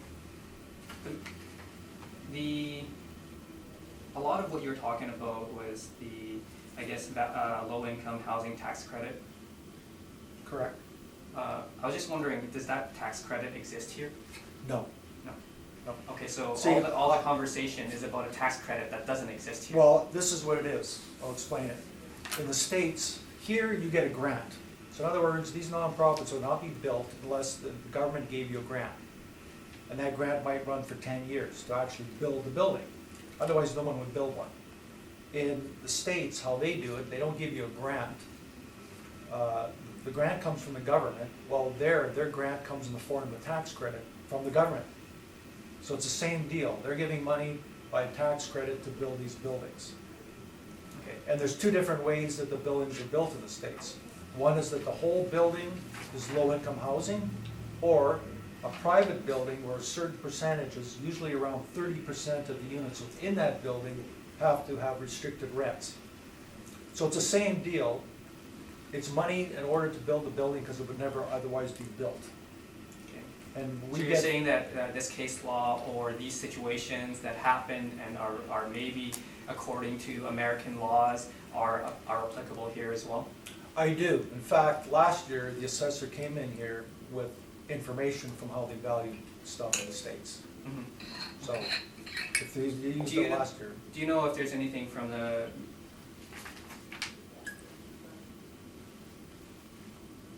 Okay, so you feel it applies here? It does, yes. Okay.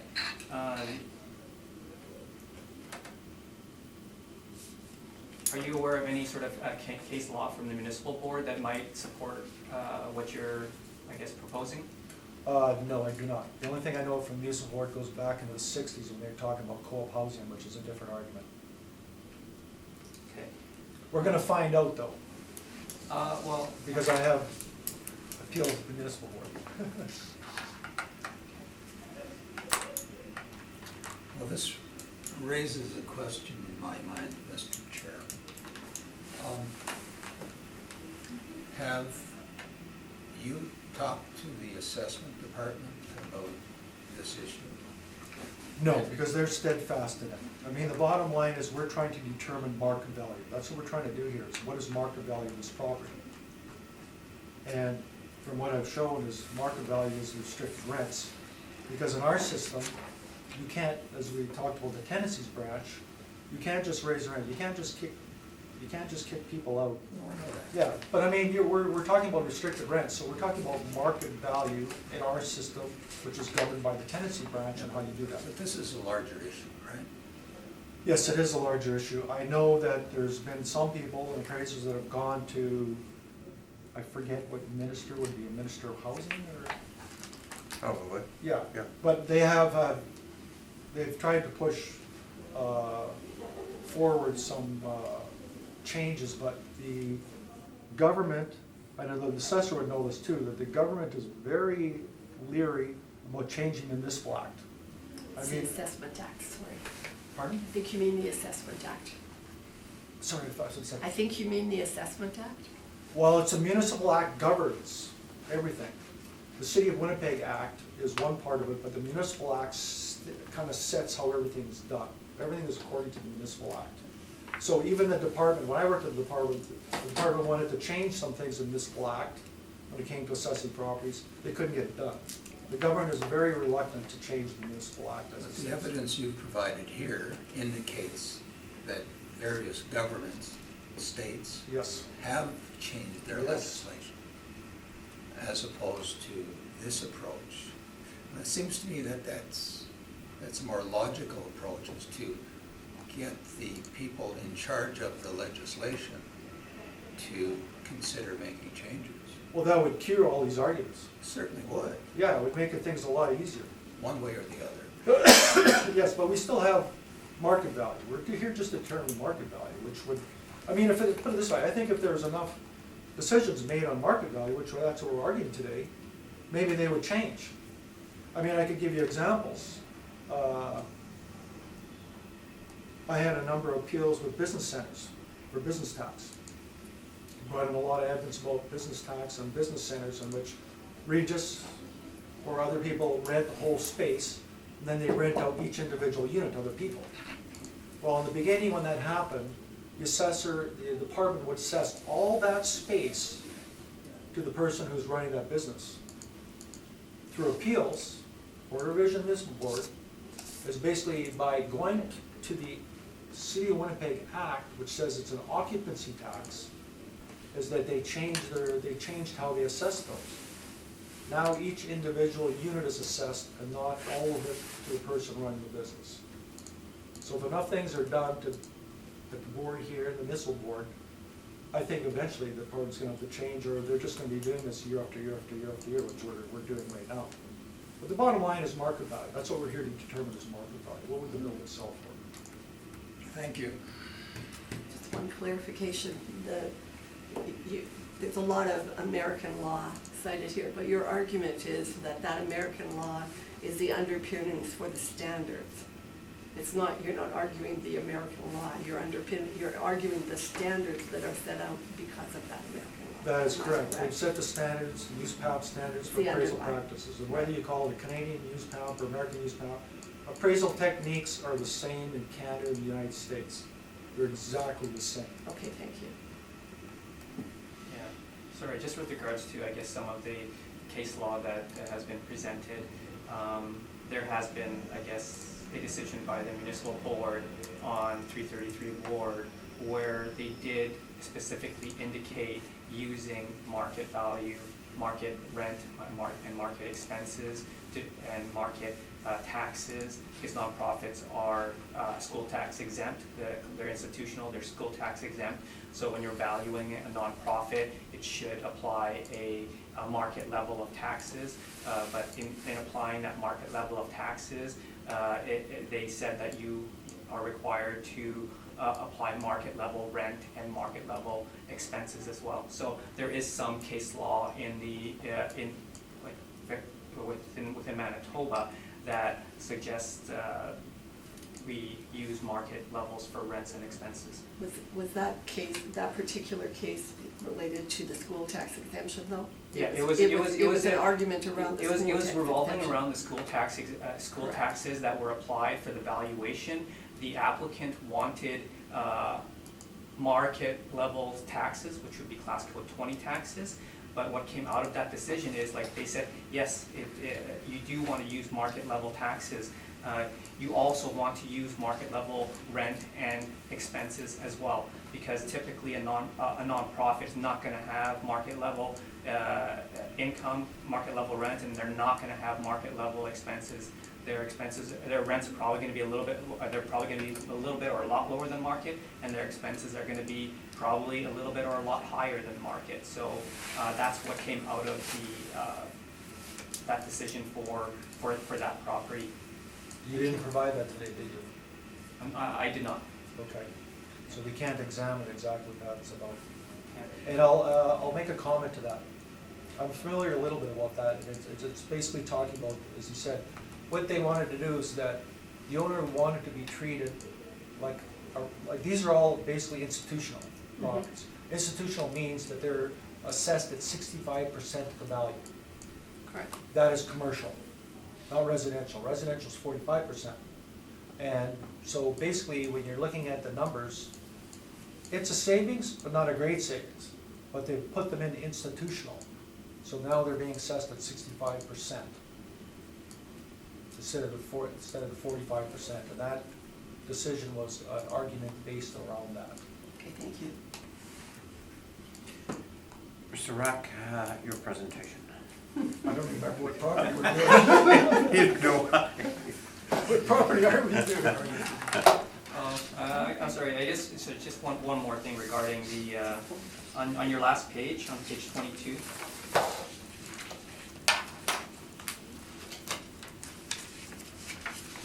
Yes. The part that's highlighted, like nonprofit housing with subsidized rents. So, and above it says that the guidelines do not apply to these types of properties, the RTP guidelines. Well, the guideline is a consumer price index. So in other words, nonprofit housing with subsidized rents, if they find that their utilities and their heating costs, maybe some of their maintenance costs are higher, they can go to the board to get the rent increased. Otherwise, if you want to do that with a private building, you actually have to apply for that increase. Yeah, in this case, they could increase it if they wanted to, a nonprofit. That's only based on their operating costs. As you'll see, consumer price index, based on the Manitoba Consumer Price Index, and that's what they use to determine the guidelines of the 1.2 or 1.5% increase per year on rental property.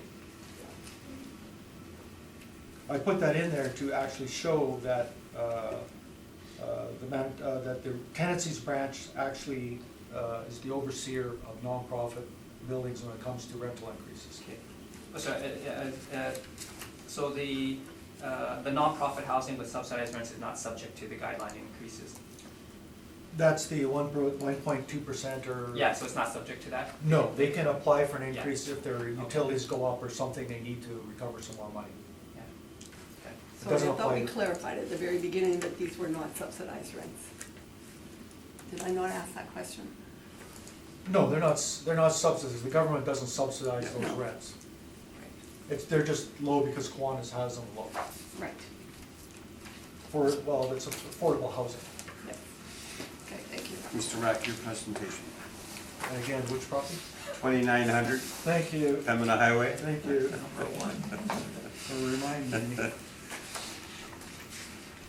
Okay, Yes. so you'll see in 2016, the property went up 40.5%, and that increase was because, I should have brought the brief the assessor had, but the assessor at the time did recognize the situation in the property with the lower rents in 2016. So it went up 45 40.5%, and that's been taken to the municipal board because it was maintained. So if you turn to page 2, in 20, you can see that it's basically 56.86%. In 2018, that was 58.24%. And they're using a 5.3 capitalization rate. Turn to page 3. I'm using the gross potential income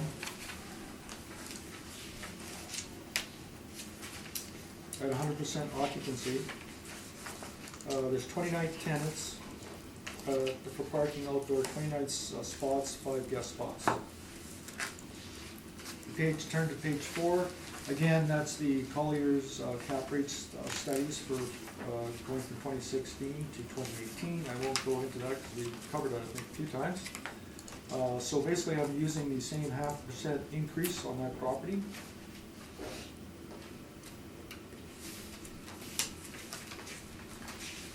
So if you turn to page 5,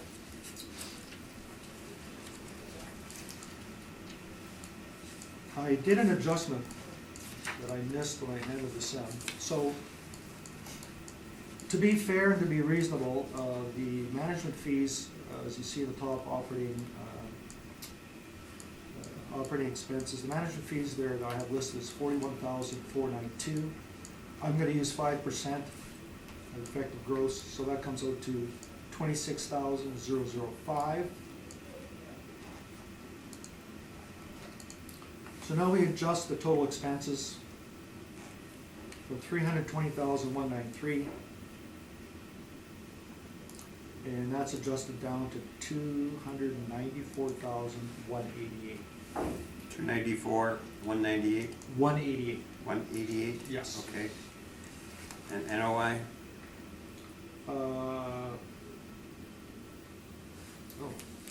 About 168, somewhere around there. Yeah. Pardon me, 268. I think it's a difference of about 15,000, 14 and a half maybe. Yeah, okay, we'll just go with that. Okay.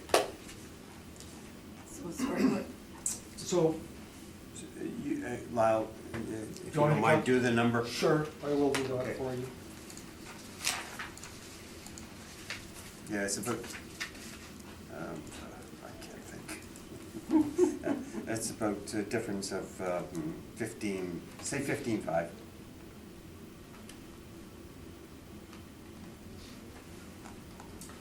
I'm getting 254,788. That's the NOI? Yes. Mm, Or no? no. Just a minute here, sorry. Give me 1 sec. There was a difference of about 15,000 for the Yeah. management. So it's gotta be around 268 something, 260, 269. I'm just- Well, 26, just wait, I've got a pretty set one. Okay.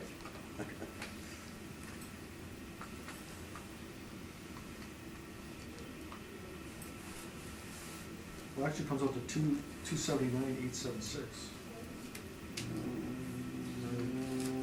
For the what? Just a minute, just a minute. I think you're high.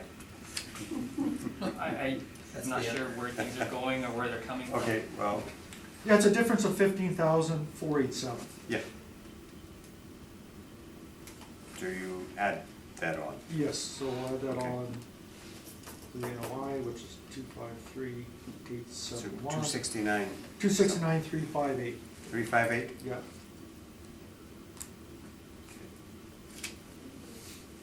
Sorry, what's the NOI? 269,358.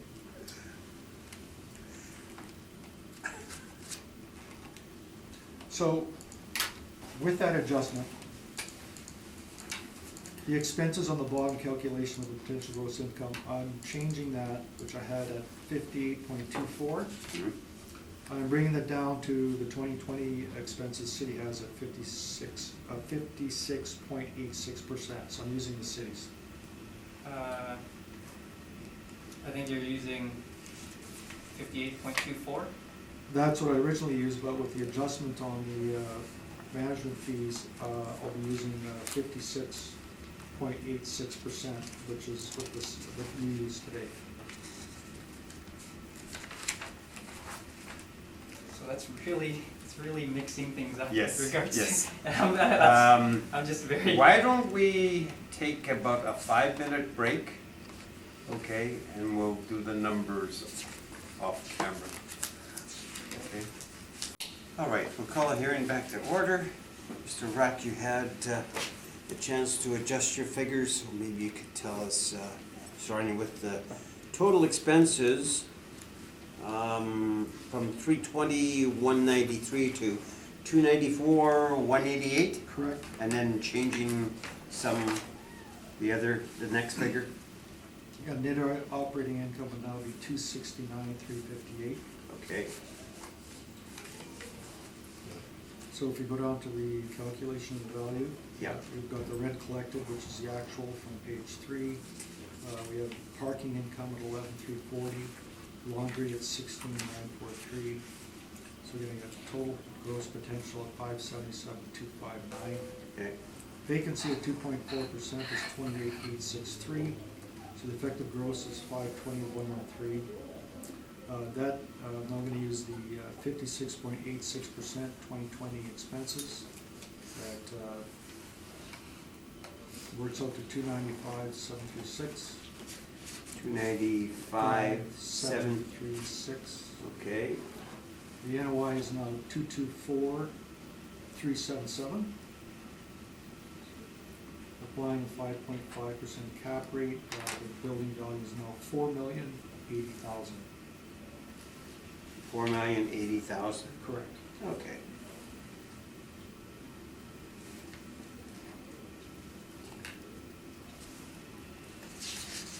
Anything further? Nope. Okay. Thank you. Mr. Wong, questions?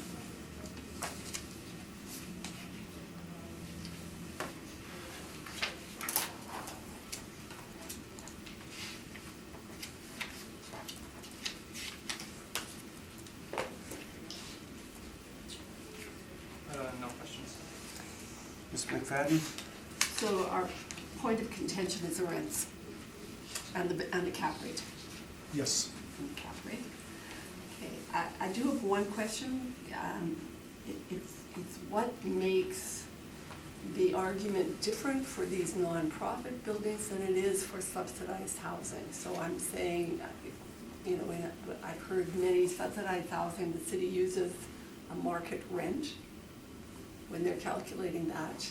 I've never heard this particular argument about the restrictions for those housing. So what makes this different?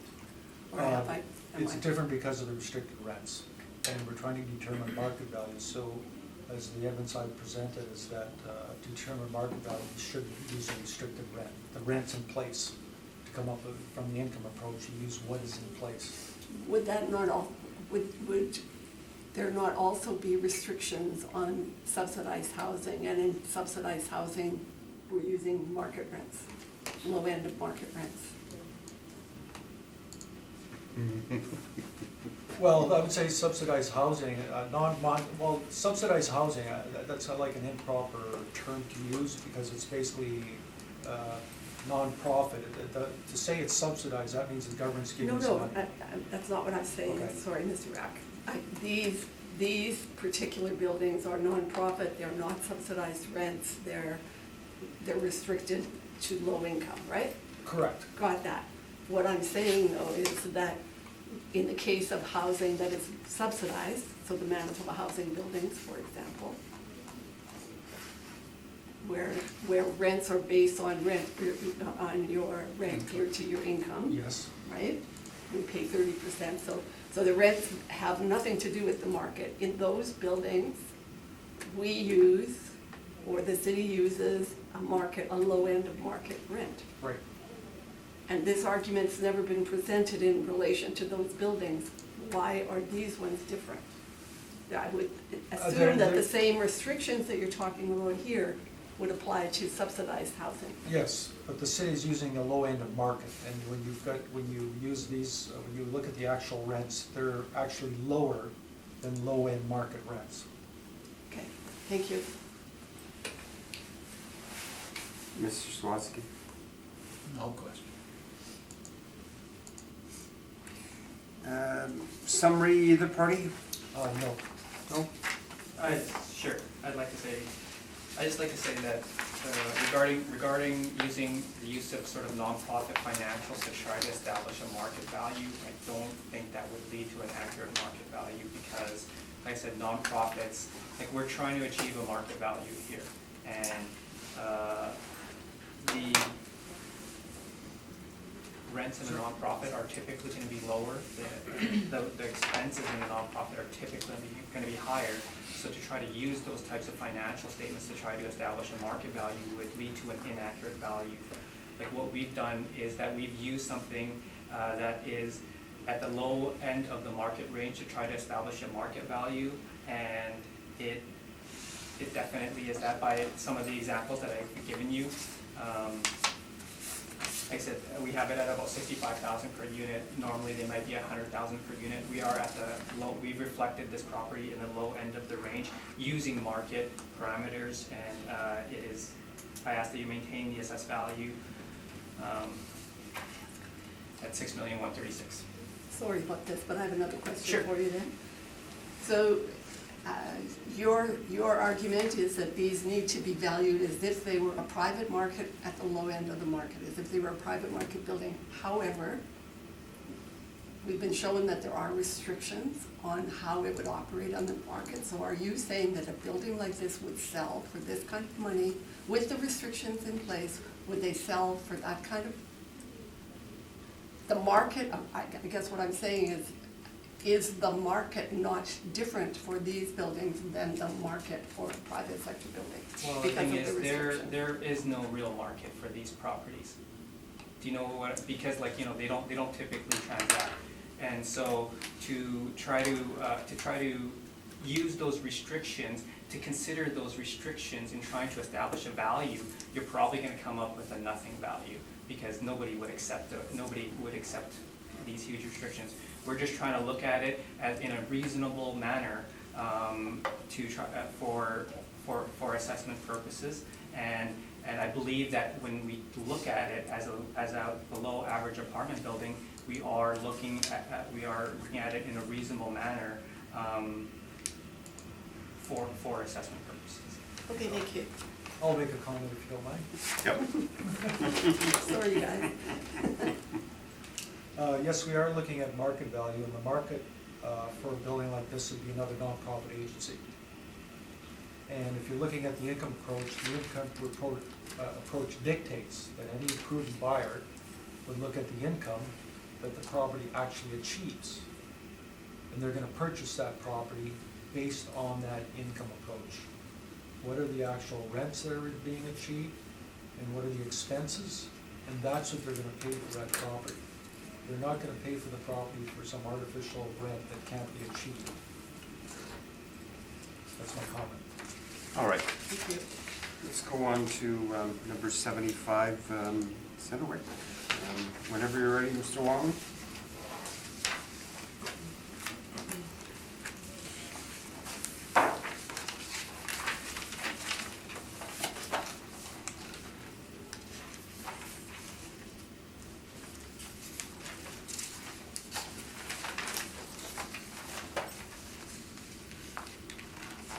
The subject is 75 Sinowik.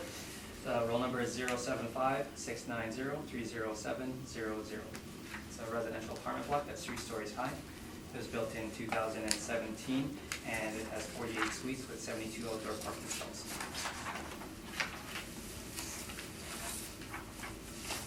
On page 3 is our income valuation summary.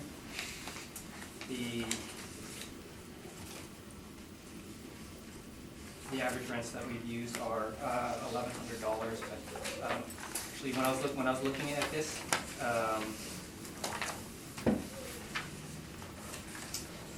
when I was looking at this property, It was very representative of market.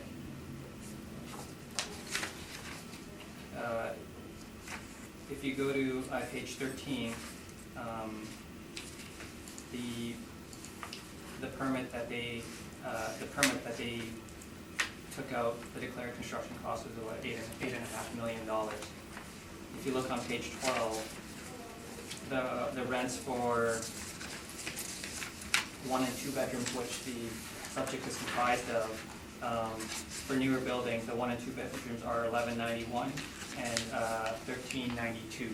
We've used an average rent of $1,180, so we feel that it is that the model rent that was used is reflective of market. But in speaking, previously to treating these types of properties as a market property that is on the lower end of the range, I've adjusted the income for this property, and I just like to hand it out. Oh, okay.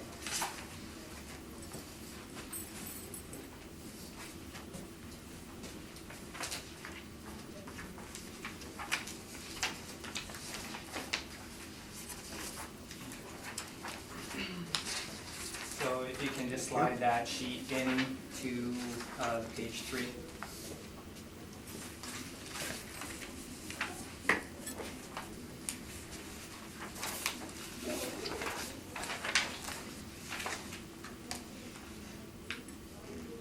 Is this the new value? Yeah, it's, like I said, to be consistent with, like I said, initially the rents at $1,180 were pretty much, they're right at market, and it actually comes up with a value of $8 million, which is actually in line with what the permit value is. But to reflect it as a below average apartment building, these are the adjustments that I've put forth. Mr. Rack, did you look at the figure? I'm looking at it now, and I'm looking for my brief right now. Well, I can tell you that your brief states $7,020,000. Yeah, I'll take his number. That's what I thought. Sounds good to me. Thank you. So you are accepting Yes, I'll accept, so. the revised figure? 6,712,000, I'll accept that. Panel members, any questions? None. I owe you dinner. Not necessary, just doing my job.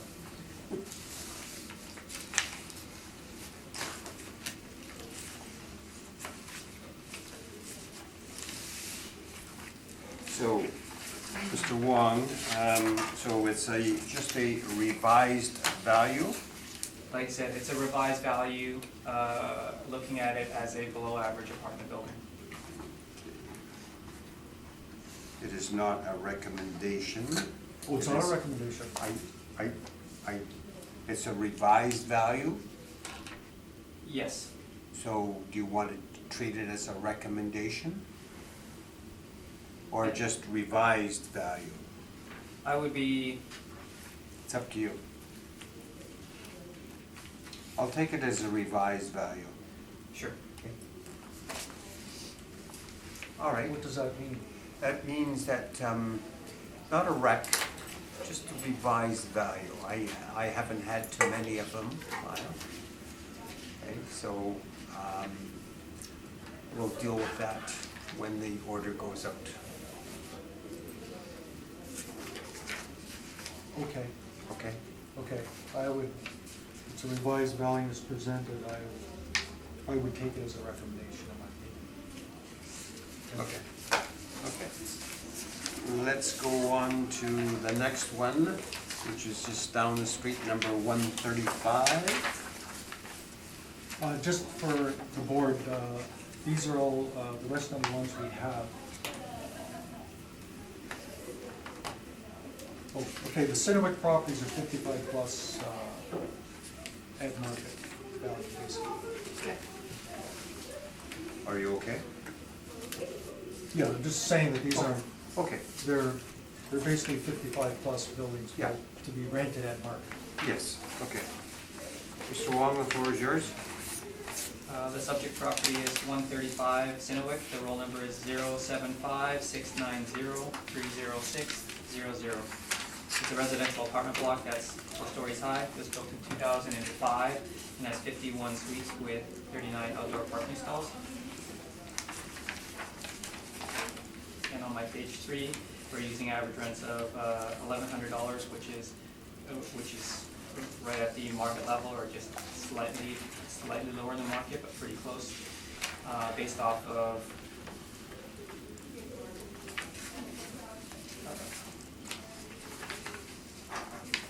my page 13, which is basically the CMHC rents, stating that it's about $11.91 for a bedroom and $13.92 for a 2-bedroom. But to make the similar adjustment as I did with the previous property,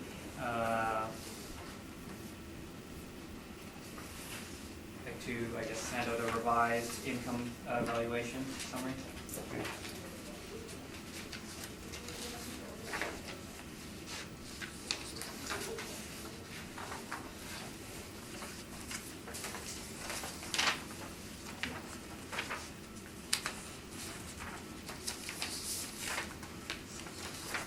Thank you. Mr. Rack will give you a chance to look at it.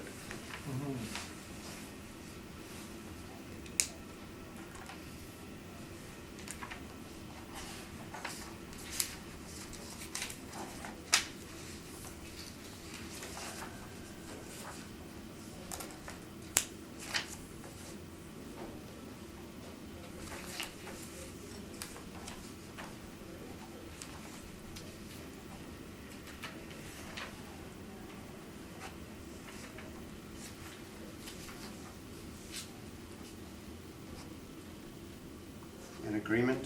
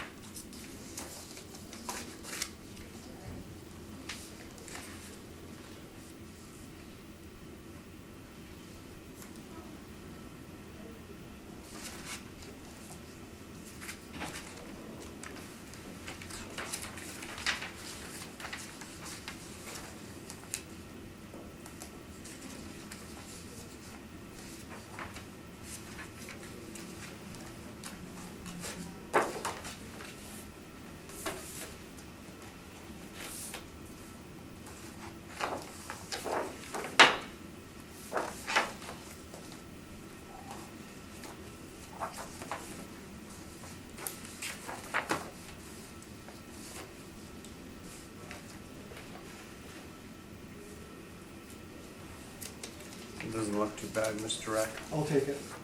Okay. Any questions, panel members? None. No questions. Okay. And again, we'll do that, Mr. Rack, the board order like that. We'll do with number 100.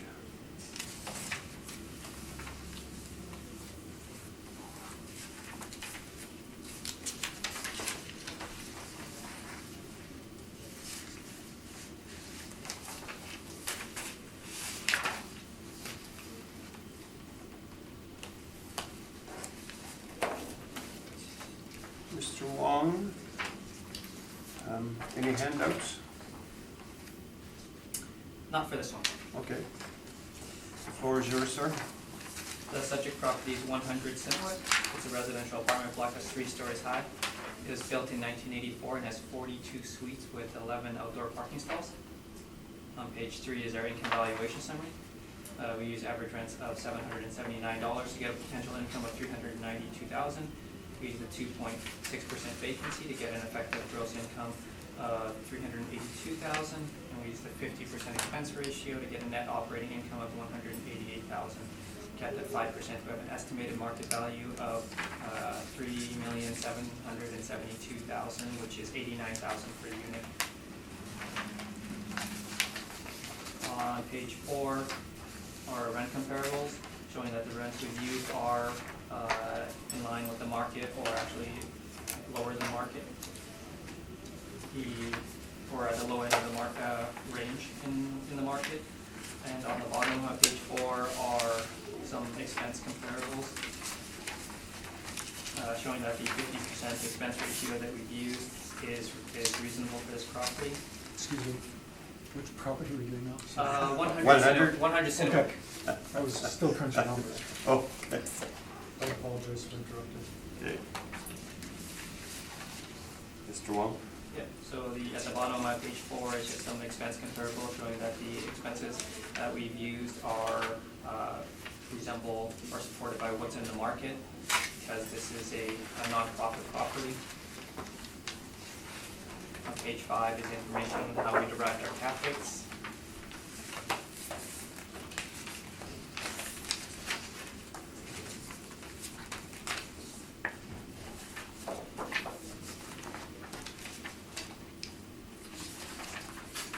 On page 6 are some cap rate sales.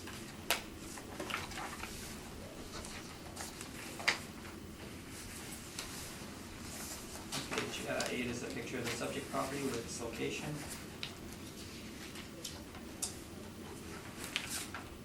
On page 9 is a overview shot of the St. James Kiwanis Village.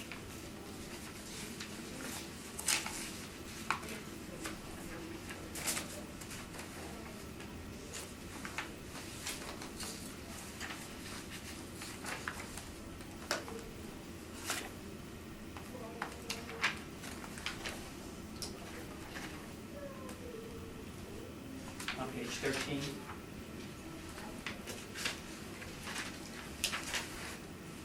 are some rent comparables.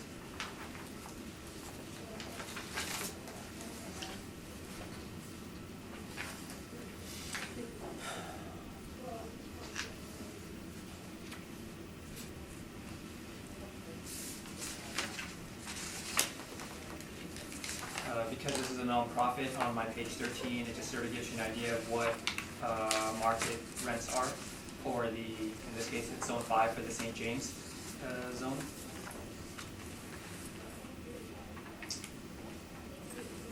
They're mostly one bedrooms with a few 2 bedrooms. Like the average 1 bedroom in St. James is $926, and the average 2 bedroom is $1,106, and the rent that we've applied in the model is $779, so we are reflecting it as a below average apartment building.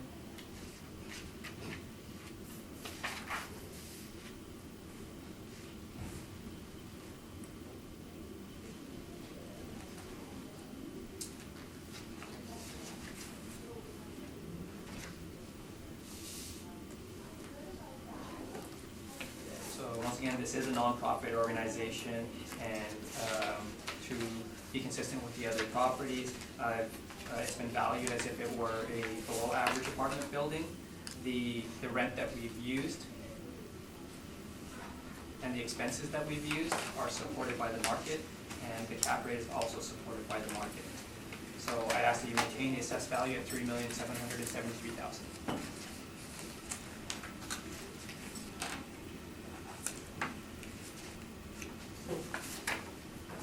Thank you, Mr. Wong. Mr. Rack, questions? Yes, when you're looking at average rents for, on some of these charts as far as the CMA reports, being average, there would be rents some below and some above, but it's recorded as an average, correct? Like, are you talking about CMHC? Yeah, like you're talking on page 13, I mean, those are average rents, so there would be some rents in the market that are higher than that and some would be lower to make an average, correct? Correct. Okay, that's my only question. Ms. McFadden? I don't have any questions. Mr. Sawatsky? I noticed there was a subject sale of this property back in 2013. Can you tell us anything about that?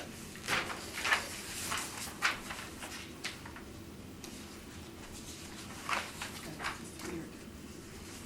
I thought these things didn't sell. They do sell occasionally. I would probably suspect that'd be kind of made, I don't know what that's about, but it could be something internal, because the building's been there for years. I have no idea what that is.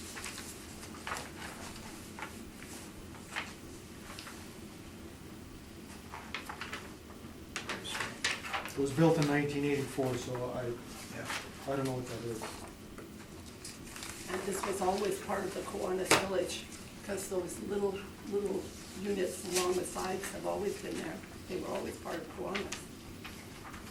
Maybe there's a computer error or something was put in wrong or something.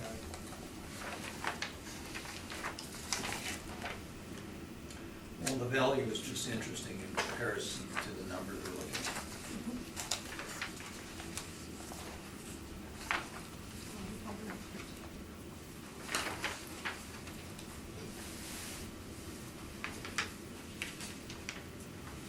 No further questions. I thank you. Mr. Rack, the floor is yours. Okay, page 1, was built in 1985. Sorry, if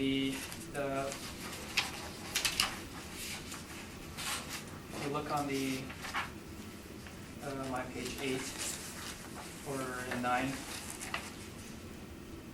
I believe the terrace, sorry, on page 9, the lodge is the subject property at 100, and a terrace, they might have sold that part off, or that's where the sale price might have come from. It would have been just representative of vacant land that was beside 100 Chinook, and so that would make sense. Okay, I thank you, Mr. Wall. Thanks. Mr. Rack? Thank you. So, when this building, this was a 55 plus, when it was built, Tennessee's branch set the market rent for those properties, and they're not subsidized, they're not low income housing, they're just seniors complex, it's 55 plus. So the only rental increases would have been allowable by CMHC. So I believe those are to be market rents. Excuse me, if you turn the page.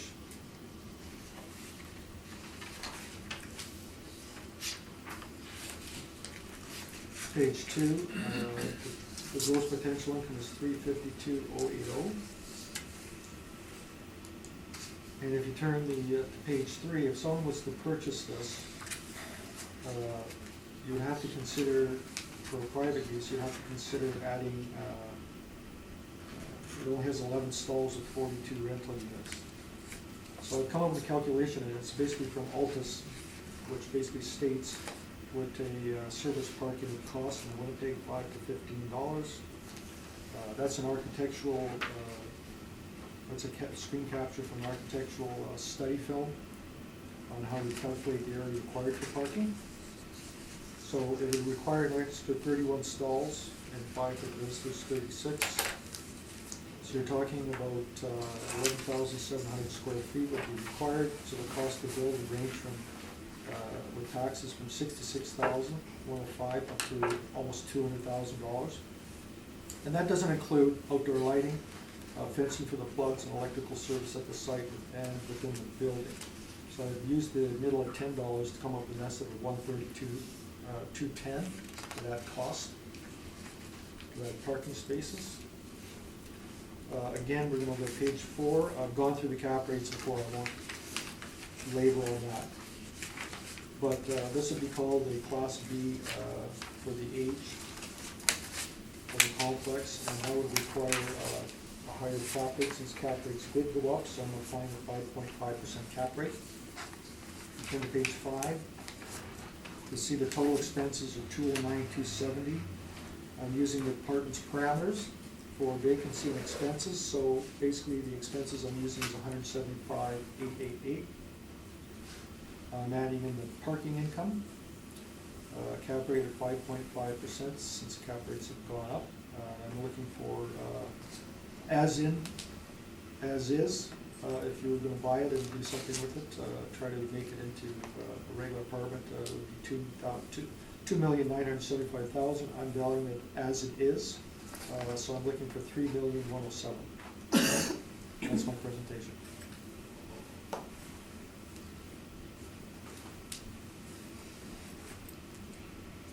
Mr. Rack, the value again, aren't you taking off, that's the parking requirements? Well, if that's what, if someone wanted to buy it and do something with it, Okay. that's what, you'd have to take that into consideration. I'm valuing it as is. Okay, So I'm looking for $3,107,000, okay, just as it sits. okay. I thank you. Mr. Wong, questions? No questions. Linda? No, I have no questions. Ed? No questions. No questions. I don't have any either. Summation, either party? No. Okay. Let's finish off the street at number 155. So, Mr. Wong, whenever you're ready. The subject property is 155 Sinowik. The roll number is 075-690-30500. It's a residential apartment block that's 4 stories high. Built in 2007 and has 51 suites with 39 outdoor parking spots. On page 3 is my income valuation summary, and 155 Sinowik is exactly the same as 135 Sinowik. So I'm going to propose something similar to 135 Sinowik.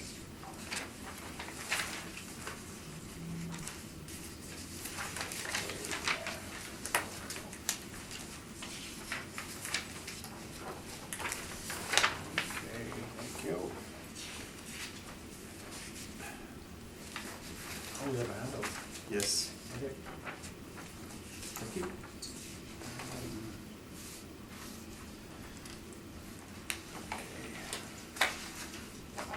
Give you a chance, Mr. Rack, to look through that. I think he's made a,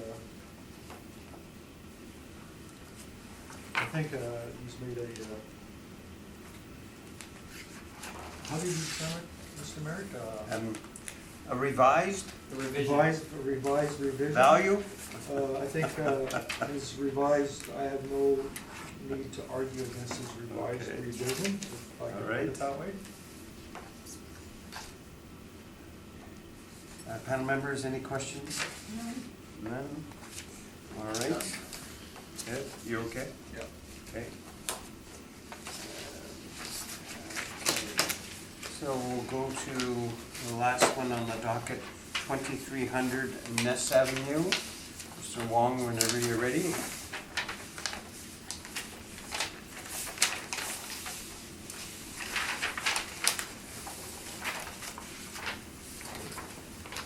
The subject property is 2300 Ness. The roll number is 070-755-61000. It's a residential apartment block that's 3 stories high. It's built in 1963 to 2000, so we have effective year built in 1990 to 2000. There are 130 suites with 42 outdoor parking stalls. On page 3 is our income valuation summary. We use average rents of $859 to get a potential income of $1,340,000. We use the 2.6% vacancy to get an effective gross income of $1,305,000. And we use the 50% expense ratio to get a net operating income of $643,000.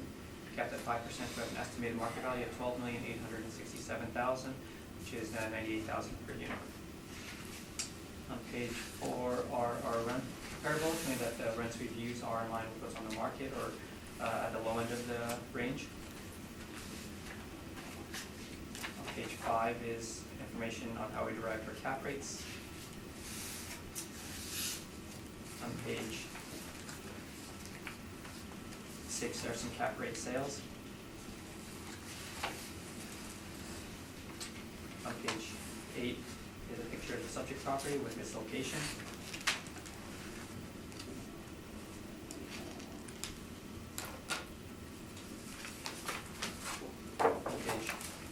some information on the subject property. It is a nonprofit and it does include services such as meals, housekeeping, and activities.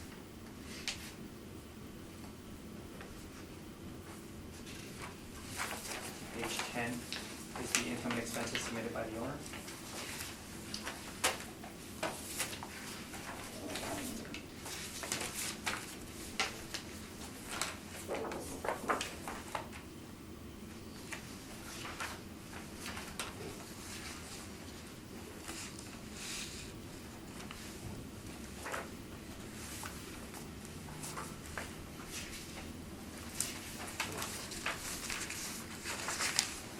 Page 16 are market rents from CMHC, which indicate that the market rents are higher than what the model has used for this property. So it is supported.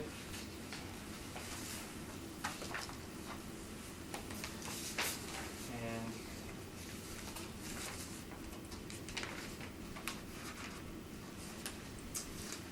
on page 17, there's a 2017 permit for 3 additions to the existing 3-story, 49 units.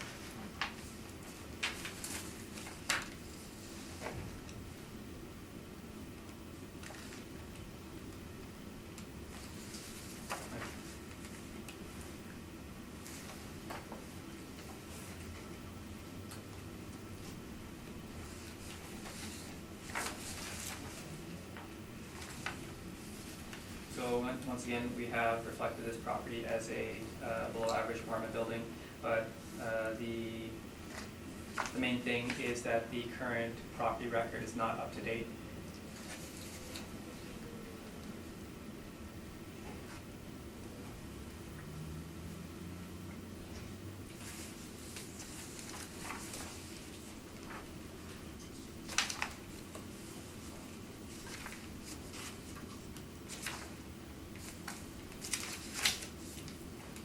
Yeah, the current property record is not up to date, and we're going to be inspecting the property and adjusting the record for changes that were probably completed in 2018. So unfortunately, the assessment record is not up to date, and so the value is going to be adjusted. So there's going to be a supplemental? Yes. Mr. Rack, questions? Yes.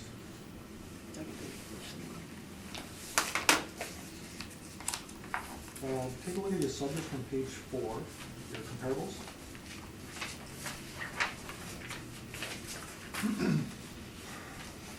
Would you agree that, are you aware that the actual subject property doesn't have any stoves and doesn't have any full-size fridges, it just has bar fridges? No. But I would assume that all your comparables would have full-size stoves, fridges, and probably a parking stall for every unit. Difficult to say. There's a lot of apartment buildings that don't have any parking. Well, actually, I went online and looked at all these, they actually do have parking. I don't know if it's one for every suite, but they do have parking. You had made a comment before when, as far as coming out with the average monthly rent. And that average can sway either higher or lower depending on how many 1-bedroom and 2-bedroom units there are. Yes. Okay.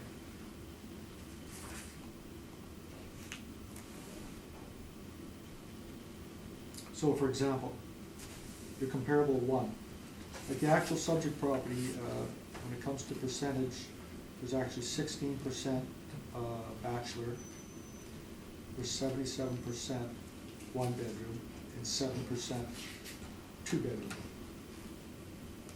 Under comparable number 1, there's 5% bachelor, 45% 1-bedroom, and 50% 2-bedroom. So that would actually push the average per unit up, correct? Yes. And for comparable number 3, we have no bachelors, and one bedrooms are about 51%, and 2 bedrooms are 49%, so that would probably put that average up again, correct? Correct. If you're trying to get at whether they're comparable or not. No, you had made the comment when I was talking about your comparables, and mathematically, if there's more or higher rent units, that's gonna push the average up. That's my only point. That's all my questions, Mr. Chairman. Thank you. Ms. McFadden? I have no questions. Mr. Stawotsky? I happen to have no questions. Thank you. Mr. Rack, the floor is yours. Thank you. So as you see the picture, Kiwanis Courts, 2300 Ness Avenue. This is assisted living. So assisted living means that the rents that are in the income expense mailer are for rent only, have nothing to do with what it costs to purchase the food, which is additional approximately $630 per person in an apartment, and for every additional person it's about $530 for an additional person. And that is not, none of that information is in the income expense mailer, what that costs. The units are all small units. They have no fridges. Well, they have a bar fridge. They have no stoves. I guess because they don't want the place to be burnt down. Not to say anything bad about old people. They do a good job. Page 2, the gross potential rented income is 100% occupied is 1,339,000. And actually, I'm using as of March 31st, 2018, there was actually 141 units that were rented out. And after that time, more units became rented out. So I'm using a few more units. The assessor's using 130, I'm using 141. And speaking to the manager there, she was informed that next week, I think the assessor's coming down to do a supplemental assessment on the new addition. So the reported rents did not include food, laundry, and in-suite maid service. So you can turn to page 3. And I did an error there. I didn't use 141 units, I used 135. It's just an argument. I'm not going to correct that. I've talked about this before. So basically, if someone's to purchase this thinking they're going to make it into private, which we know it can't be done anyways, this is just exercise, is cost to build range is stated there. And you can see I'm using the $10, the average, or the middle. And that does not include outdoor lighting, precaution, fencing for electric logs, electric service within the building. So that would cost you about $312,000. Turn to page 4. As you see, that's one of in the new addition, and all the units are pretty much like that, except they might have different cupboards on them because they're older. But you can see those are melamite cupboards. It's melamite countertop, nothing fancy. And you can see it would be pretty well, not impossible, but it wouldn't be worth your while to actually take out a set of those drawers to put a stove in there, and then to basically take out the top cupboards and have to replace those cupboards. And I've gone through the Penzi branch and all that other argument. On the right there, that bottom little portion is for the bar fridge that has yet to be installed, and the top would be for the microwave. Now, I'm not going to go too much into it, but that's basically the waiting list for the block.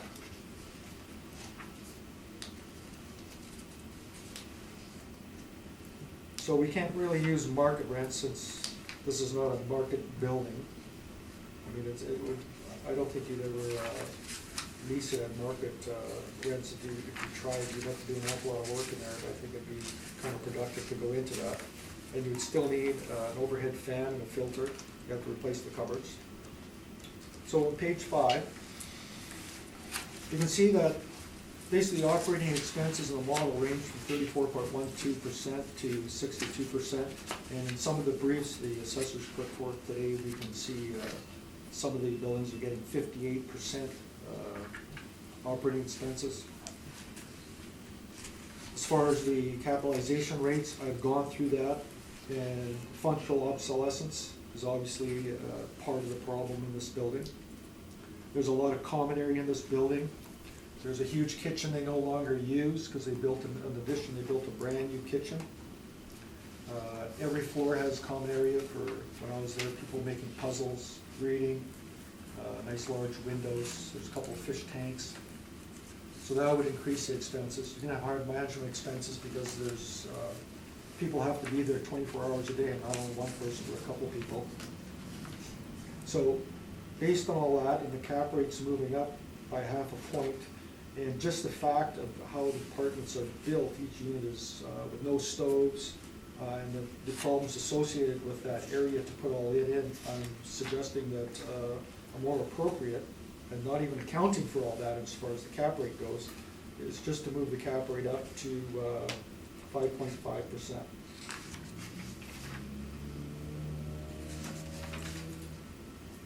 So if you turn the page to page 7, you'll see the assessors using 50.72%. 2018 was 56%. And as I said before, some of the briefs we've seen today are higher than 56%. So if you turn to page 8, I've gone through the repairs and maintenance over the last, since 2013 to 2017. And I used the last three, 15, 16, 17, to come down to an average. And I was interested in to see what was actually happening as far as repairs and maintenance, because actually 16 and 17 are abnormal years for maintenance. So I talked to the manager there, and I know this is post-reference, but I wanted to see what was going forward to see whether or not I should use more expenses or less expenses. I averaged the last three because actually as of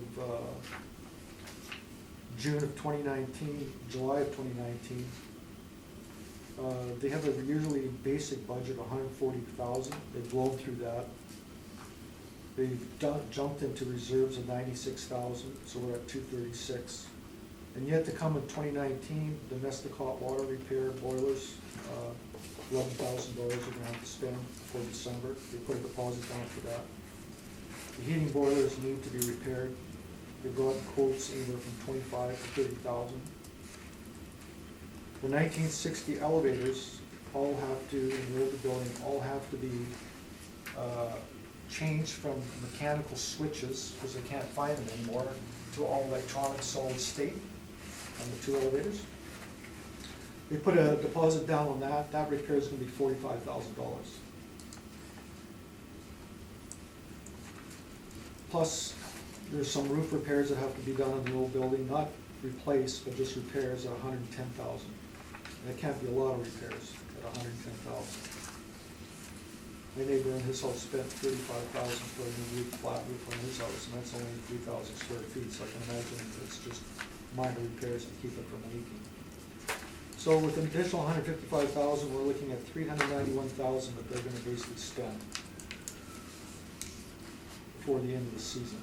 So on page 8, when I'm looking at what I did there, I'm being quite reasonable by using the last 3 years.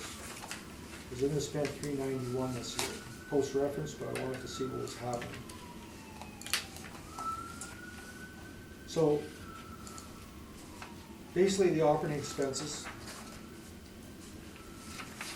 trying to be reasonable, I reduced since some of the management is for the nurse and some other, another person that works in the, 2 other people that are working in the building, so I've reduced that management fee from $125,283 down to $65,598.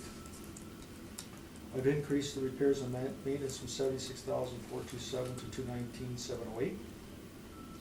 So we're getting total expenses of $780,147. Net operating income $566,860. Turn to page 9. So I'm using the actual rent that's collected on the 141 suites. That's from page 2. So it's 1,339,000. Non-residential rent at 1,800. There's a hair salon, I believe, in there. So we're getting parking at 6188. The total gross potential income is 1,346,988. I'm using department's vacancy at 2.6%. And I'm using expenses at 59.40%, which I think is acceptable, considering the other properties we've had already that we've looked at. 2018 was 56%. As far as the cap rate goes, I think, again, you need a higher cap rate because there's no fridges, no stoves, and not enough parking. So if we were looking at that, and someone wanted to basically buy it, you'd have to think of the parking, the stove costs, the hood fans. Doesn't include the cost of fencing, electrical plugs, service upgrades, removal of kitchen cupboards, cabinets, and new ones. So basically, we'd be looking at $9,280,000. I'm valuing it as is, and I'm looking at $9,685,000. And as far as expenses go, I think one of the ones, 2910 on the highway is at 58.24%. So I think everything is reasonable. I'm trying to be as reasonable as possible with the property. If you turn to page 10, those are the new suites that they've come up with in the addition. And you'll see there is no stove. Kitchen area is extremely small, so there are no stoves. And that's my presentation. Thank you. Mr. Wong, questions? No questions. Ms. McFadden? No questions. Mr. Sawatsky? No question. Summary, either party? I think Commission? I've said enough. Okay. I don't know, like I said, the current record is probably not accurate, so this property is gonna be supplemented in the near future, so. Mr. Rack, thank you for coming this afternoon, Thank you. and results fairly soon. So have a good day. I thank you. Mr. Wong, I think that concludes our business. And I thank you all. Thank you. Thank you, Ken.